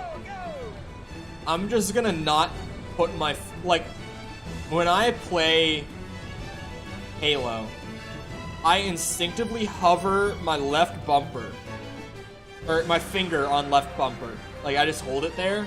I'm gonna not hold it there intentionally and hope that that keeps me from jumping. That I can break the habit just by not having my finger on the button. 'Cause that's the beauty of bumper jumper, is that you can like look and swap weapons and do whatever while you jump. Because it's on your left bumper instead of on A or X on a PlayStation controller like me. Bumper jumper, hands down, best Halo control scheme. If you're a Halo player on controller that doesn't use it, it's shameful. You need to fix that. What? Oh, I got EMP'd properly. I was like, how did my shields drop so fast on easy? Beat the level without jumping shouldn't be a problem. I don't know if like dropping off of ledges is gonna count, but I'm gonna play it safe and avoid doing that. He didn't mention anything about it. The achievement is called Feet Firmly Planted. So there's part of me that's like, is it not jumping? Or is it just not leaving the ground? The name of the achievement could just be like funny, you know, keep your feet planted on the ground, no jumping. But it also could be literally complete a level without your feet coming off the ground. I don't know how they're tracking it. It would be easier to track the achievement by do you complete the level without jumping. Also, can I just say,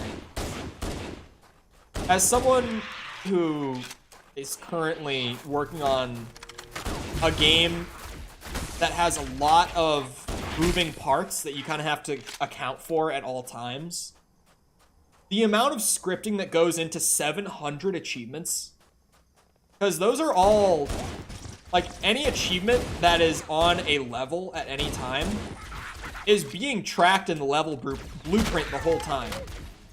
Like, right now, there's a piece of code in the level that is just waiting to see if I hit the jump button at any point. And if it does, it disables the achievement completion for the rest of the level. But if it doesn't, and I get to the end and still haven't pressed it, then it goes through and gives me the achievement. And also, you have to have trackers for, or not trackers, but on initialization, you would have to have a thing that's like, does this player, you have to have a check, that's the word for it. A check for if the player already has that achievement before they load in that time, because otherwise you'd just be giving out free gamer score, because this is an Xbox Shut the system game. down so the Covenant won't be able to lock us out.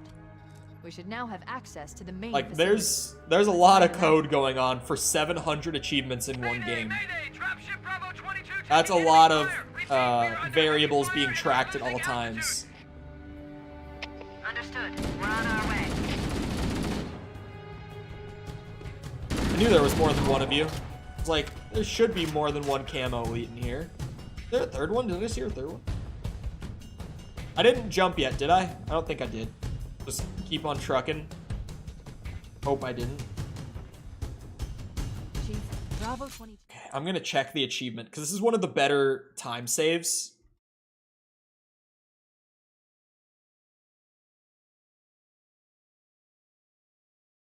without jumping. Is what the achievement text says. He was bringing us some heavy weapons. If After I saw we were up against I drop hunters, off I a thought you ledge, could- it might count it as a Let's jump. move down the beach. I'm gonna Keep an eye out for run any around. cargo we can I'm gonna salvage. do it. I'm not taking any risks here. I'm not gonna be the one to fuck with it. After that library bullshit, I just want to get some more achievements in before the day is done. I spent an hour playing the worst level in the game over and over again, trying not to die. Got to the very end, got blown up by something out of my control. Just a freak physics accident killed me.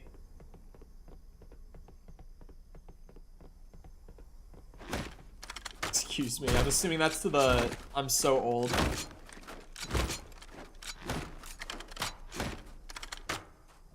I actually think I hurt my back. I'm gonna have to stretch that out a lot later. It still hurts. I think I actually fucked it up. I just pulled something at a weird angle that it did not want to.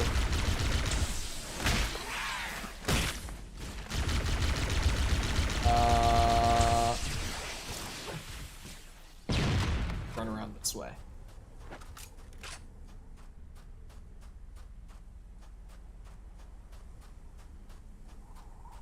CE Anniversary looks good aside from all the weird art style changes. It is a pleasant looking game. Just they changed some really weird things with the art style. Like, look at that big cement block. So mysterious, so weird. But then in Anniversary they changed it to like being these very intricate, like carved out metal structures with a shit ton of wiring running all over them and lighting and shit, and it's like looks nothing like what it did. Look at that. It looks like weird stone, like just carved out. Okay, let's move cementy, like I was saying find the before. map room that will show us the location. But it looks more carved out of stone than like metal wiring. But that might have just been like a weird, like, you know, hardware limitation thing on the OG Xbox where this was what they were going for. I haven't really seen any like concept art of this game pre development, but I wonder if in the concept art it does have the more like intricate metallic look, and this was the intention in the art style, but they just couldn't do it because of limitations. Thankfully, hunters are a fucking pushover in CE, even without a sniper or a pistol.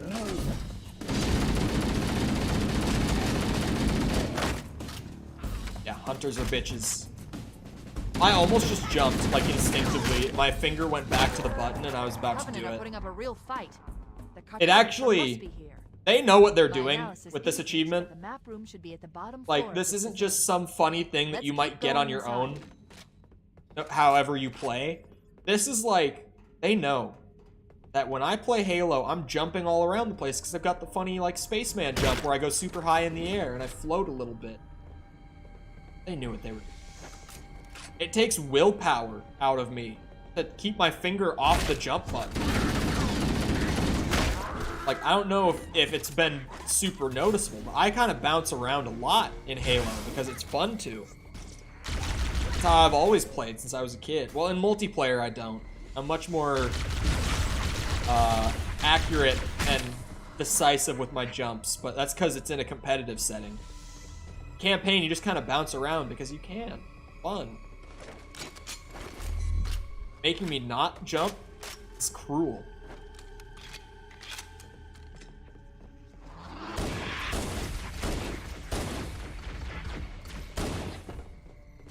More hunters. Come here. 5 hunters. Come on. 6 hunters. 1. Another art style comparison. Looks ominous, mysterious. Now it just looks like Alien.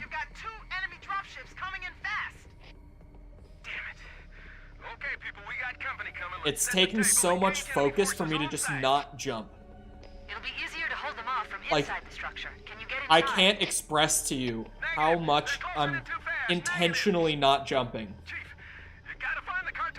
Like I was saying before, like that kind of like weird lizard brain part of me keeps firing off where I'm like, oh, jump, jump, jump. And I have to hold it back. Let's find that map. And it's kind of hard to hold it back when all I have to do is just tap one button. And that would be bad enough for me to restart this run.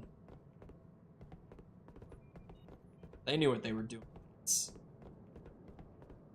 making my life difficult for me. Keep on. I ran in a circle. Fuck. I'm lost. I can't start jumping over objects to find my way more quickly. Means we're in a bad spot.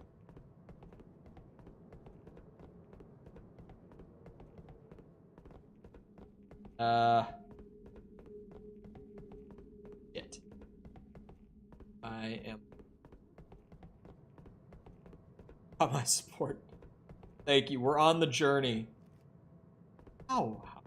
I'm so confused. Normally I go down where I got the camo and I jump over that. That's how I'm used to going through this level. But that's not exactly an option.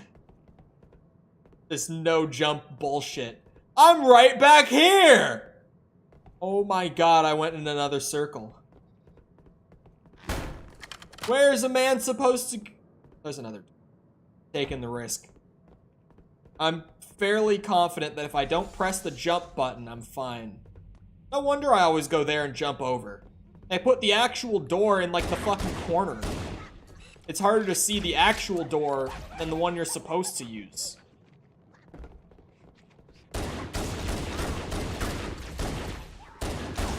Or sorry, it's harder to see the like funny secret door with the camo, with the power up and the shortcut than it is to see the door you're supposed to use. That's what I meant to say, but it came out not right.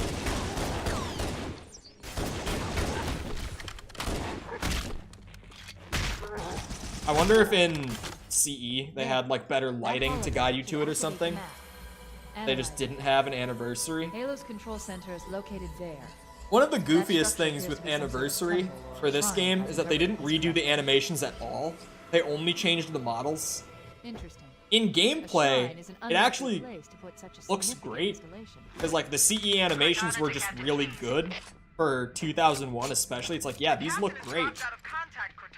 But for the cutscenes, like Chief being animated in the cutscenes sometimes just looks really clunky and like goofy.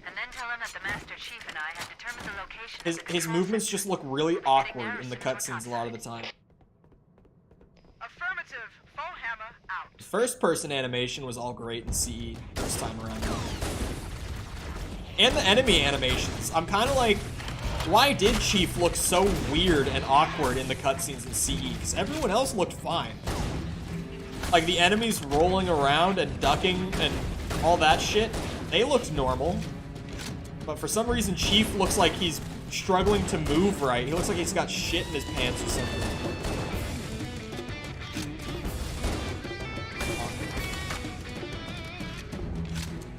I couldn't imagine actually doing this on Heroic. Like, on a difficulty I would normally play on, trying to clear a level without jumping would be the worst. So I would just, like, instinctually jump over an object or, like, into cover or something. Put it in 140p, it looks like the first 3D game.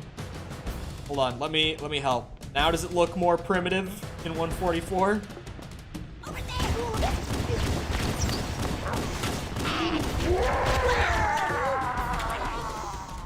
CE's art style originally is so much more interesting. I can't get over it. Yes. Glad I could help. This is Hover Tank 3D, which as far as I know is the first PC FPS game at least. I'm pretty sure there were like attempts at doing FPS in arcade. I think Hover Tank was the first FPS. I could be wrong though.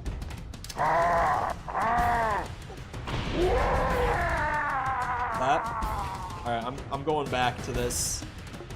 It's just more interesting to look at. You looking like a Bandicam video. I wonder whatever happened to that shit. The chief and I are topside, requesting pickup. Not like the meme. The meme is still around. But what happened to like people actually using it? It's just because like OBS and XSplit exist now that no one uses that shit. Like, why would you, I guess? But you'd also think that maybe they would like update their software to try to keep up, try to stay relevant, but it just seems like they kind of dropped off the map entirely. Hopefully dropping off of ledges and shit without jumping didn't affect my ability to get the achievement. Well, this is awkward. I pressed the button before I was supposed to be able to. Bowhammer, here are coordinates and a flight plan I've worked up. I didn't get an achievement yet. Coordinates are underground. The Covenant did a thorough seismic scan, and my analysis shows that Halo is honeycombed with deep tunnels, which circle the whole ring. I hope your analysis is on the money, Cortana. This Pelican won't turn on a dime. Look on the bright side, Bowhammer. The last thing Hope that after cutscene it pops. insertion from underground. I might have fucked up by like dropping off of ledges and shit. I'm sure that level completion is something that checks on the load screen, like once the level actually ends. So we'll see. Please. Okay, there's a little delay sometimes because like game bar.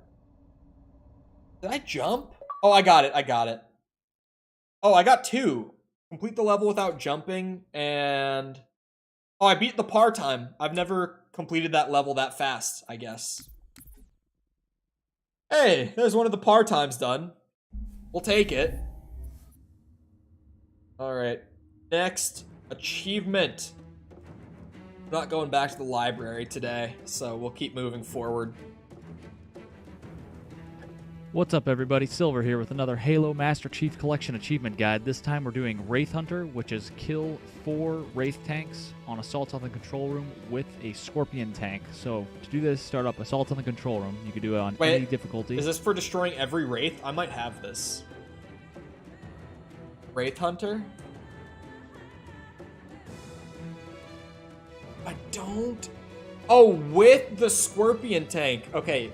I have to keep the Scorpion alive. That's the difference. I don't need the video for that. I'm just using the playlist for guidance at this point, I guess. Just load up Assault on the Control Room and go tank hunting. On easy, so that my Scorpion can, remain. I actually normally ditch the Scorpion on this mission because it's just so slow. So I just gotta go and destroy 4 Wraiths with the Scorpion. It's not bad. Not bad at all. Ooh. That means I'm gonna want to drive past the first one and circle back once I get the tank. Interesting.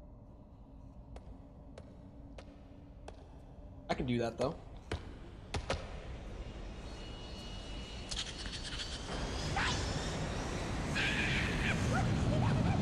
How many achievements am I at? I'm gonna progress check myself real quick.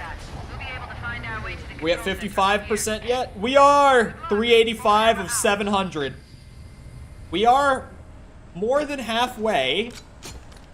I can jump again.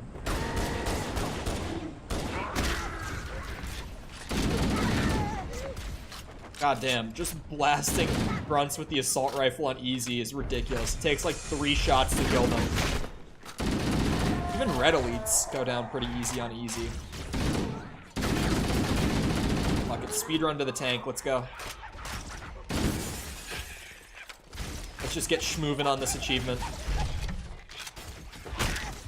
I recently played Assault on the Control Room a good bit for getting the skull. Or there were 2 skulls on this one. Interesting. So I really did get a good bit of playtime, like just the other day on this I wonder mission. if the ring's environment systems are malfunctioning. Or if the design... There was one near the beginning, and there was one like a little past halfway through, and this is a long mission. Also not a mission I necessarily love from CE, and I know that's a bad opinion. I didn't think there were any human forces left. Whoa. But this mission really doesn't do it for me the way it does for other people. I think it's okay. I think it's too long, though. one of the best things, you'll notice that the vast majority of my favorite missions in the Halo games are shorter. Like, there's a lot to be said about a level that doesn't overstay its welcome. You know, like, you can have a good level, like this one, that's just like 30 minutes long when it really could be like 15 or 20. And just having it be shorter would actually help it out so much in terms of just like how well regarded it is by most people. Because you can have a good level that's too long. You really can. This is one of those examples for me where it's like, there's nothing in this level that I can point to as bad, aside from like the copy pasting. But that's kind of the problem, is that they copy paste the same stuff over and over and just drag it out way longer than it should be. Like, the amount of times that you see these like large circle around an inner middle chamber, it's mind-numbing by the end of the level. Like, truly, it's just like, how many times have I seen one of these rooms?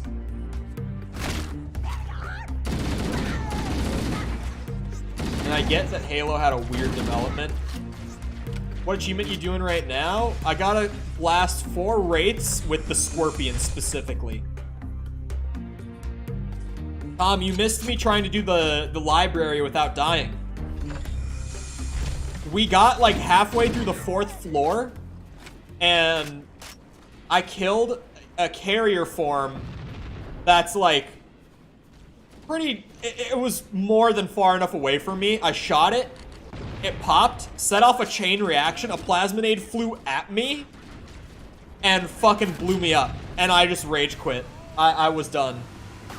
Because I was at the end. I was at like the last door that you get stuck behind, and that happened. And I just, like, did not say anything, just fucking closed the level out, moved on. I just did the one without jumping. We just did Silent Cartographer without jumping a single time. Am I gonna be able to get the tank over that? Well, we're gonna try.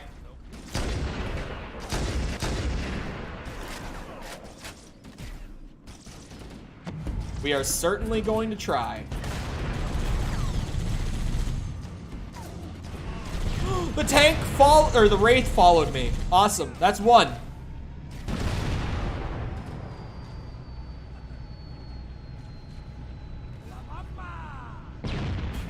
You're probably like 30. Bro, I'm literally 20 years old. Why do people think I'm 30?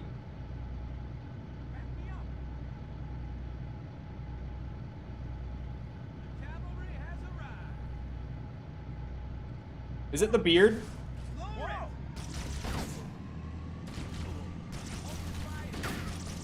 You can just go back. Yeah, I did go around the other side. I just fucking flipped a Yui at the start and went that way. I did do that.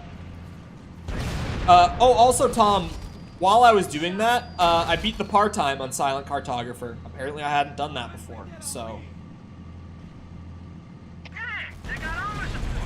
Hey, at 1.5K, I have promised to clean shave the beard, like completely shave it off, so. Once we get there.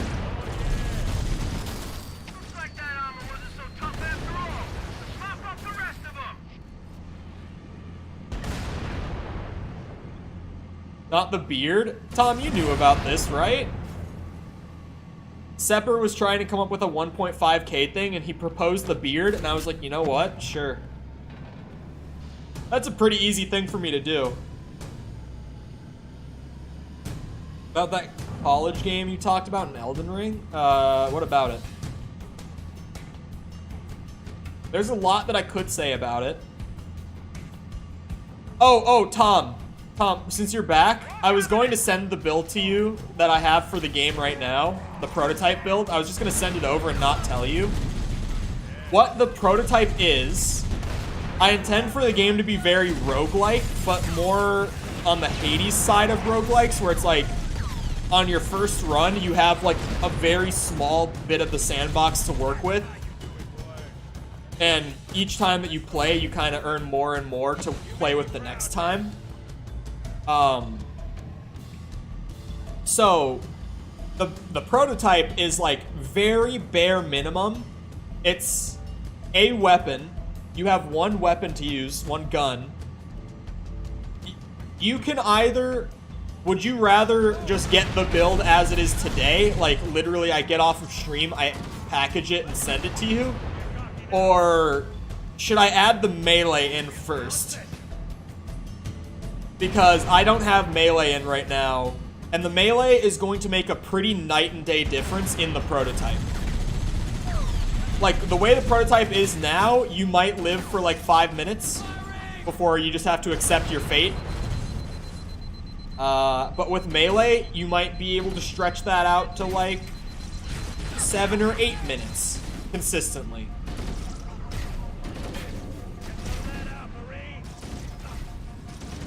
If you can get melee in tonight, then send after. If not, just send as it is. I don't know how long it's going to take to get melee in. Admittedly, I have not done like a quick melee feature, like what I'm trying to do, where it's literally just like with any gun, press a button and whack a bitch. I've never done melee like that before in an FPS. I've always taken the lazy route of dedicated knife weapon, or just dedicated melee weapons in general. So this is new for me, and I'm gonna see. It's like, if things go smoothly, then it shouldn't take long in theory.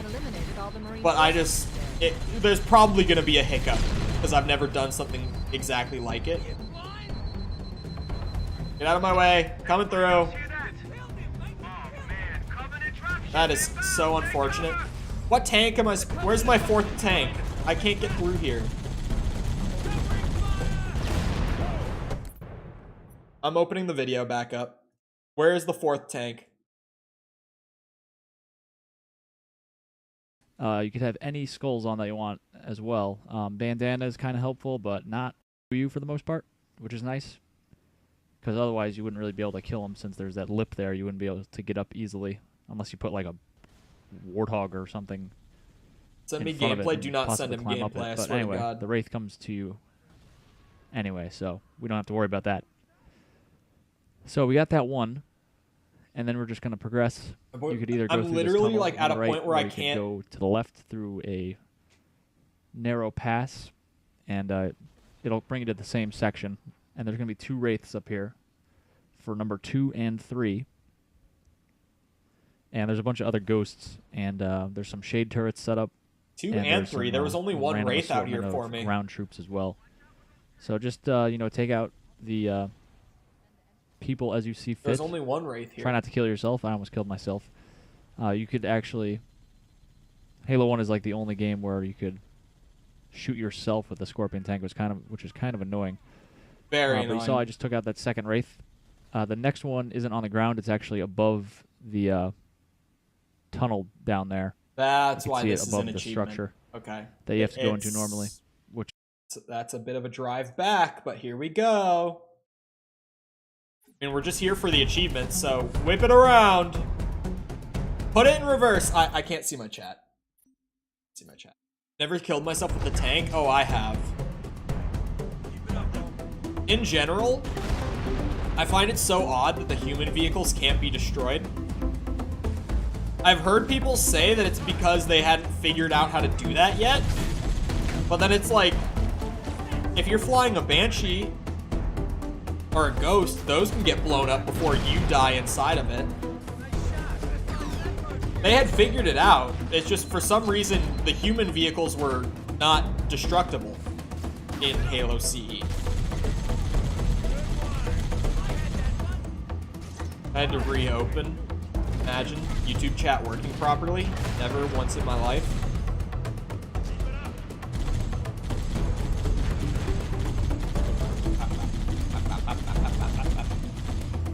Gotta drive back.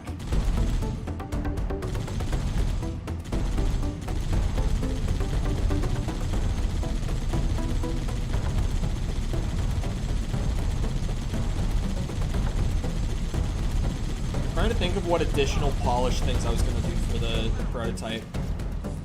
There were a couple things that I wanted to do, and then I started working on them, and I'm like, you know what? I'm leaving this for proof of concept, or like a 0.1 type build. just because it would take too long, and I just want to have the prototype done and proof of concept started. Phones be costing more than hotels now? What? What does that even mean?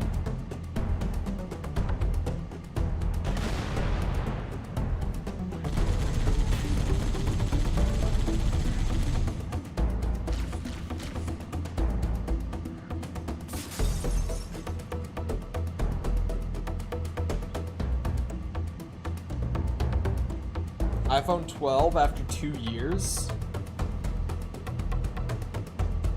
Huh? Phones be costing more than hotels? I mean, even like the cheapest hotels right now are like 60 bucks a night. So unless you're literally paying like 60 bucks a day for your fucking iPhone, it's not a true statement.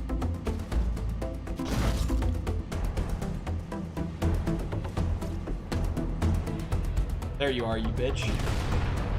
Sneaky bitch.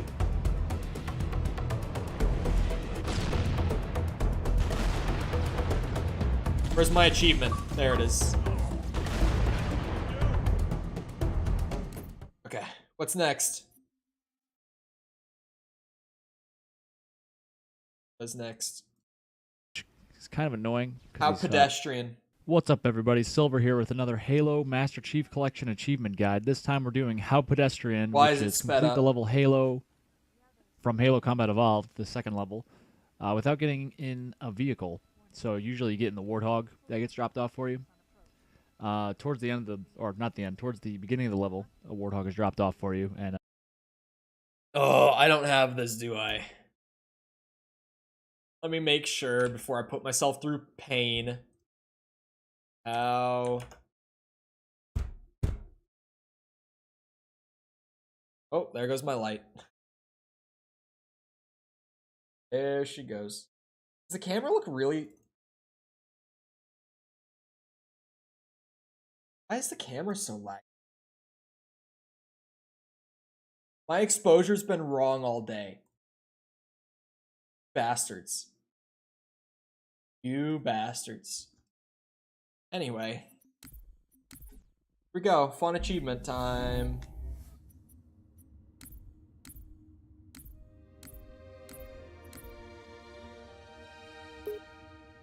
This mission is... fine mission. But like... it's long. And it's long with vehicles.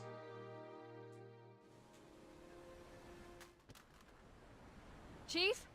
Chief, can you hear me? At last. Are you all right? Can you move? The others. The impact. Death Note reference, god damn it. Warning. Death Note mid, sorry. I just upset every middle schooler in chat. Into those hills. If we're lucky, the Covenant will believe that everyone aboard this lifeboat died in a crash. Alert, Covenant dropship inbound. Oh. They must be looking for survivors. I recommend immediate evasion.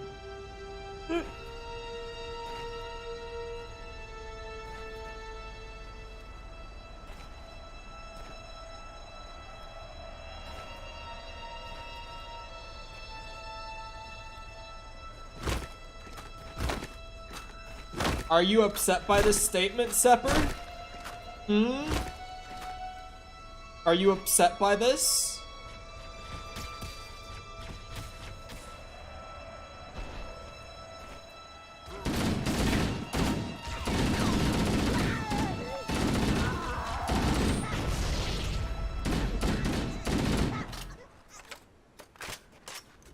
Bull hates unironic peak fiction? Bro, shut the hell up. As a weeb, I feel offended. Bro must watch garbage. Hey, I'm trying to get through One Piece, alright? We're working on it. Over the next hill. We should check to see if there are any survivors. We're working on it. We'll get there. But anyone who was upset by that, confirmed has a maximum age of 14. Could not be older. We baited Sepper. He lied about his age a second time. Use your help, sir. That's what I'm He's truly 14. This is so sad.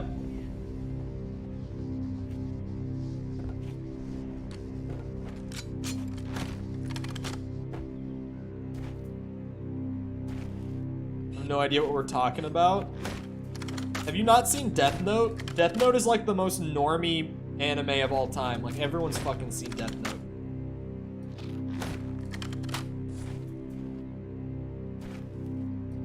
I never know what anyone is talking about. How a smart, calculated anime is dumb. Are we bugged? What's happening here?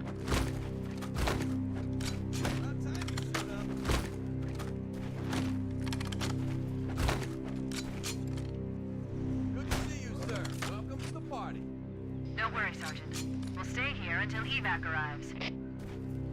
Well, I fixed it.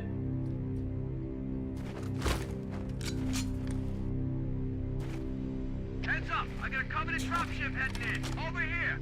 Yes, that's Death Note. It's okay.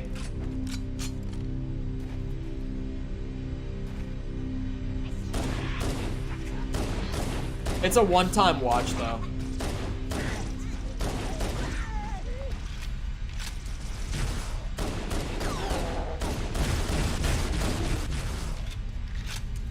Ella's kinda hot, not gonna lie. Bro, what?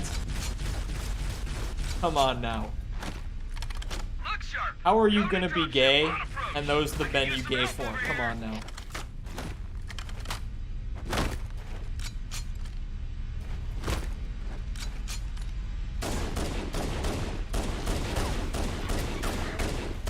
He showered more? Or maybe didn't sit like a gremlin? Maybe just wasn't all around like a super creepy dude.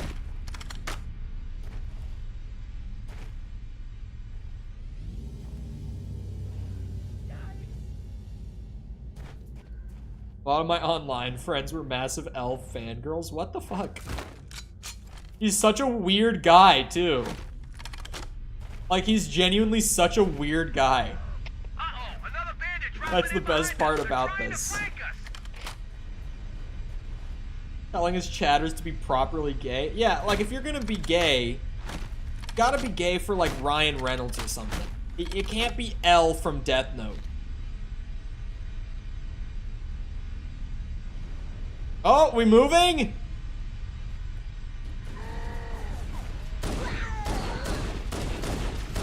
Dude, I cannot aim on a controller. This is insane.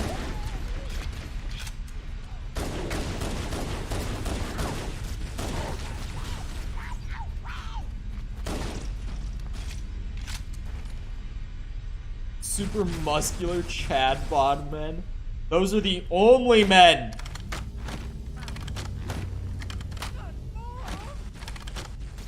It hurts? What hurts? Oh, anniversary. Like, what is he talking about? And then I realized. No. It's like I'm playing Reach in like a Bizarro universe where it's actually fun. Sorry once again to all of my Reach fans. I just have to make those jokes as I get good opportunities to. Got some toxic masculinity going on. Why? Because I think that fit, charismatic, good-looking men might be the ideal men. Because being funny might just be an attractive quality. I'm sorry. Anybody reads me? Repeat. Any UNSC personnel respond. Roger, Echo 419. This is Fire Team Charlie. We read you. Is that you, Fohammer? Tom Hardy? Roger, Fire Team Charlie. Tom Hardy is Ryan Reynolds, but less funny. Like what? Come on now. Look, more lifeboats. They're coming in fast. If those lifeboats make it down, the Covenant are going to be I'm right starting on to top get that.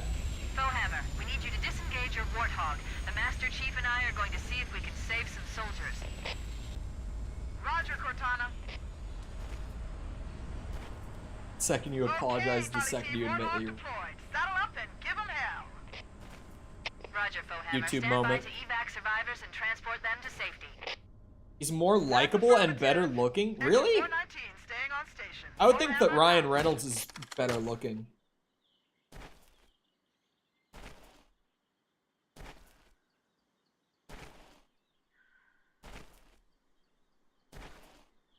Sepper's taste in men is awful. Agreed!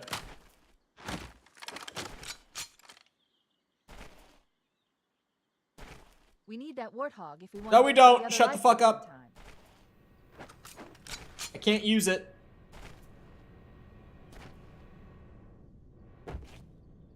Y'all don't even have taste for men. I don't, to be fair. But if I did... Actually, I don't know. It's hard to say what you would be attracted to or attracted to when you aren't attracted to.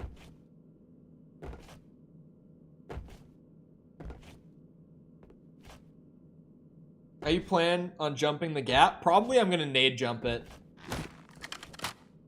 Because I was just, like, literally just thinking about it.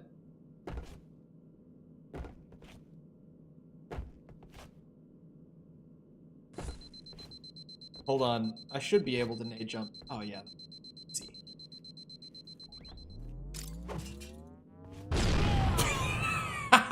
I made it! Oh, this is a goated checkpoint. No way.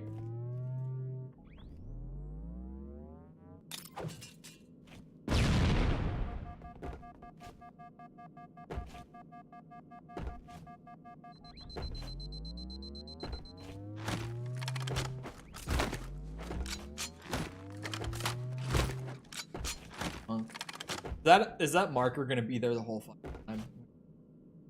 We still have so far to run. Like, yes, this mission that was meant to show you how expansive the level design could be and how fun it can be to drive around in vehicles.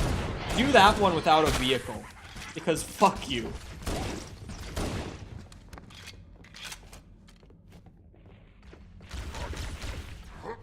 You can skip it? Wait, what? You can skip that one?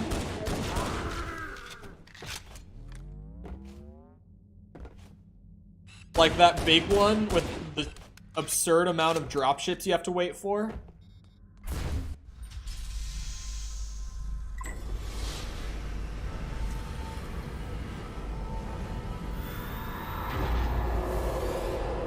Can you actually just run past it and the level plays out fine? That's something. Can't skip this. Bash me for weird taste in men, but admitting you have a say in it. I do not have a say in it. But, like, also, as a man, I have a pretty good sensibility about what makes a good man. Ryan Reynolds, good man. Tom Hardy's also a good man. But Ryan Reynolds might be one of the best men. You don't know what liking men is like? Well, no. But, you know, Mr. I only like twink men. Maybe you also barely know what liking men is like. Father's Day and Mother's Day are literally just other names for birthdays. Well, it was a joke! It was a joke! It was a funny one. There's new traffic on the Covenant battle network. A lot more crew made it off the Autumn than I had predicted. The captain really gave them Fuck, I choked on my water because I was laughing. We can find Captain Keyes and the other survivors. Fuck! Still choking. Joke was, that, you know, you really don't like men, like manly men. I don't even want to finish that joke. That was the setup to a funny joke. But maybe best to not finish it. For Sepper's sake. For his own sake, not for mine.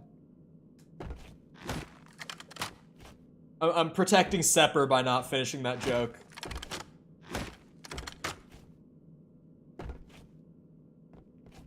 Finish it? I was gonna say Sepper doesn't like men, he likes boys. That's where that was going. There you go, I finished it.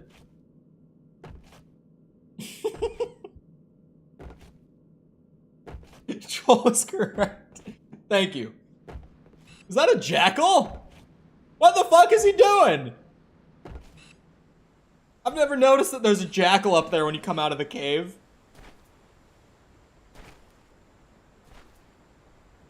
To reinforce unrealistic beauty standards for men. If I enforce them on myself, then is that much of a problem? You never knew it was there? No, I've never seen the jackal up there. Like, as you come out of the cave, I've never seen that. This is what happens when you have to, go through the whole fucking level without a warthog. Sorry, I'm just still upset over it. I'm gonna go this way. I'm gonna go left first, because it's less running before the next big fight. And I normally go right to left instead of left to right, so...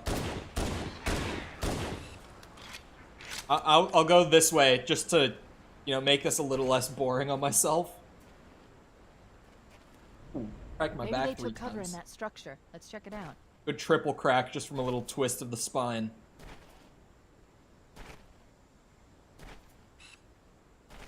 I have almost run the entire length of the Warthog run to get here.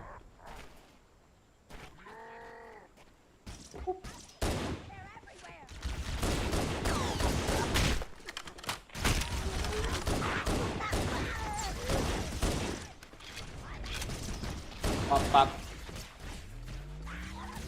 What I thought.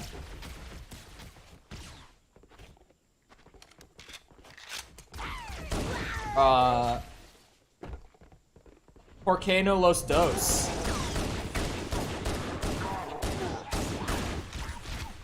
He really thought he was gonna have me with that one. Why not both?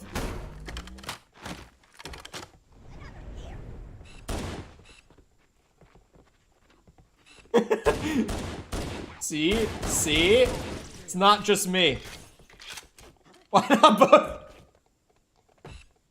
Every fucking straight guy in chat immediately went, why not both? Oh god. The interior of those structures before we leave.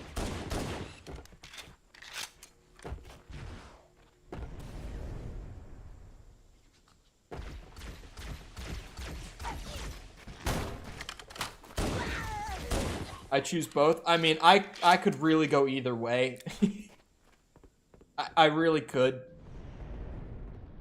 Like, you know, I've been in my my sort of gym rat phase, my gym rat era, if you will, for the last like 6 months. Oh, fuck off! Hate this game. You know, enjoy your last Halo stream, boy. My own fucking man killed me.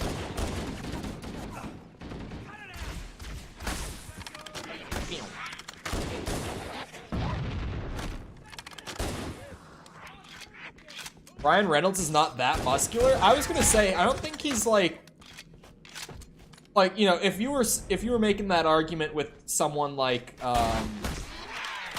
you know, Chris Evans, Chris Hemsworth. It's like, yeah, those dudes are fucking massive. But like,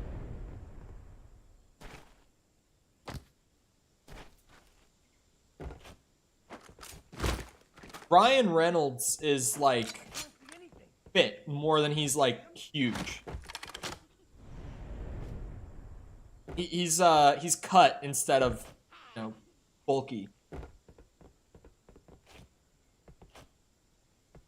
I'll see if I can find out. My friend sent me a video on TikTok of this chick who was doing she genuinely was crushing watermelons between her thighs. And it was like Holy fuck.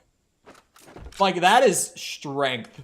To even, like, in your hands, like, if you were even able to, like, take a watermelon like this and crush it, that's strong. Like, that takes a lot of power. Doing it with your fucking thighs? Insanity. Anime sexuals opinion? Is that a thing? People who are like, I'm only attracted to anime bitches? Is that a thing?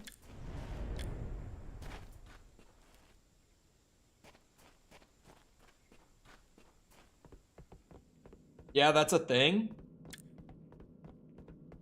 That would be really unfortunate. Because, you know. Roger that. Marines, assemble for evac. Pronto. You know, that would just be an unfortunate existence at that point. We read you, Echo 419. We have survivors and need immediate dust off. Right. I'm assuming, off of my Halo CE experience here, that dialogue triggering means I can leave. A lot of them are children. I mean, I wasn't even going with that. I was just going with the, like, you know, not possible to have a relationship thing. If you're genuinely only attracted to anime women, then that's like, uh-oh. This is a terrible CE experience. It is. Not for the reasons that you're claiming. Yeah, I think, was that in Japan? I think that was in Japan.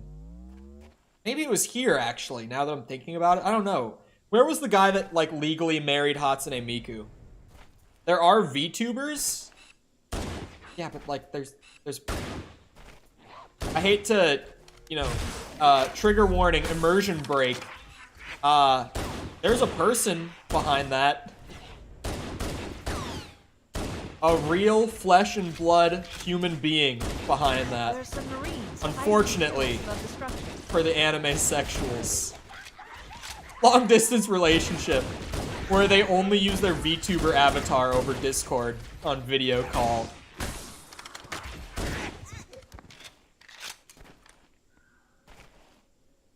Akihiko Kondo married a 16-year-old, by the way. Well, age of consent in Japan is like 14, right?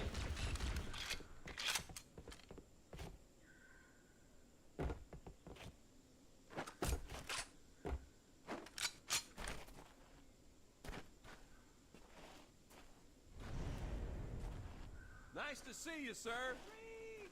A weird thing, yeah.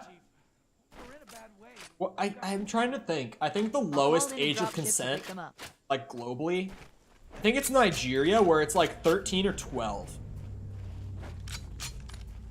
And that's like, uh-oh.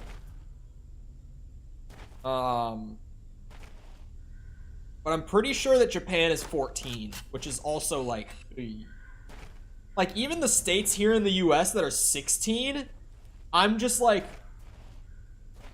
that's a little low, don't you think? And I say this as someone who lives in a state where it is 16.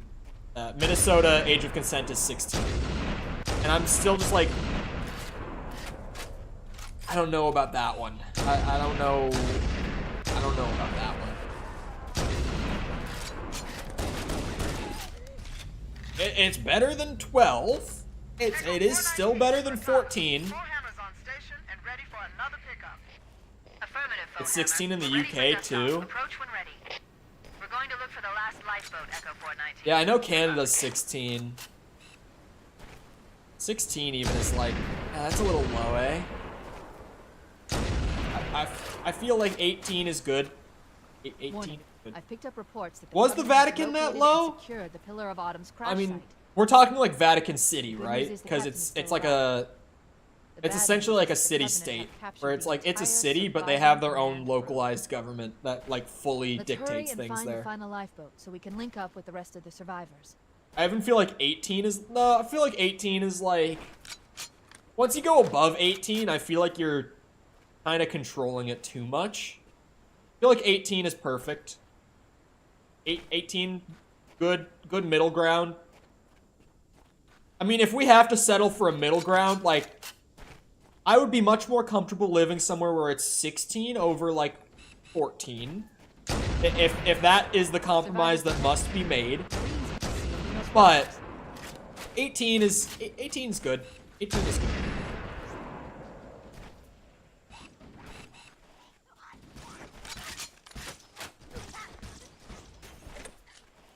Yeah. It's genuinely very difficult to, like, find a perfect amount that would globally, or not globally, sorry, universally work. Like, a number like that doesn't just exist. Play on Classic? No. This is the way.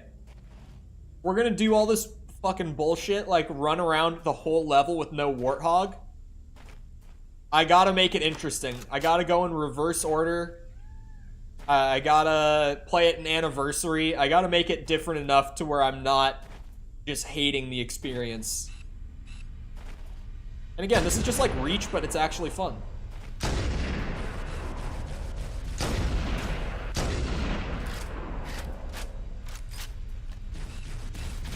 Fuck off.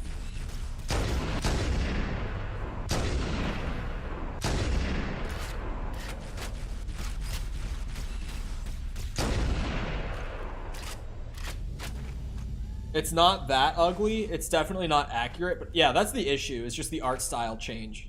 Like, the game looks good. It's just, it doesn't look like this. It's more, really the only artistic issues are in, like, Forerunner structures, too. A level like this one, it's really, like, minimal difference. Especially in levels like Pillar of Autumn. Like, Pillar of Autumn just straight up all around looks better. Same with, like, the Maw. Just really, like, levels that have either no Forerunner structures or, like, minimal structures look literally just better.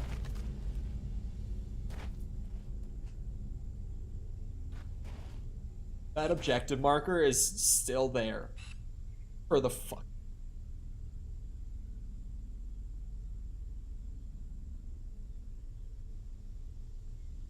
This is so different from Reach. I mean, it looks a lot like Reach. The shotgun model is literally Reach's model that they just pulled straight over. The sniper definitely took a lot of inspiration. CEA, on the whole, looks more like Reach than it does like CE.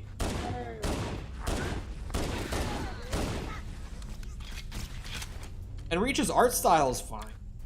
But this is like a Bizarro universe where Reach came out and was actually an enjoyable video game. Sorry, Zoomers.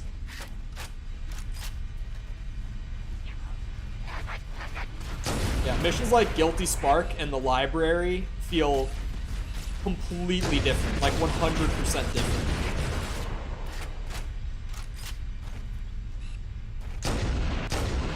The fuck? Bop, bop, bop, bop. That's the last of them. Roger that. I'm on my way.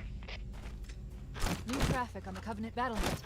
I found Captain Keyes. He's being held on a Covenant cruiser, the Truth and Reconciliation, a ship I disabled before we abandoned the Autumn. The Truth and Reconciliation touched down on a Sticky, when we 1v1, did I ever double melee you?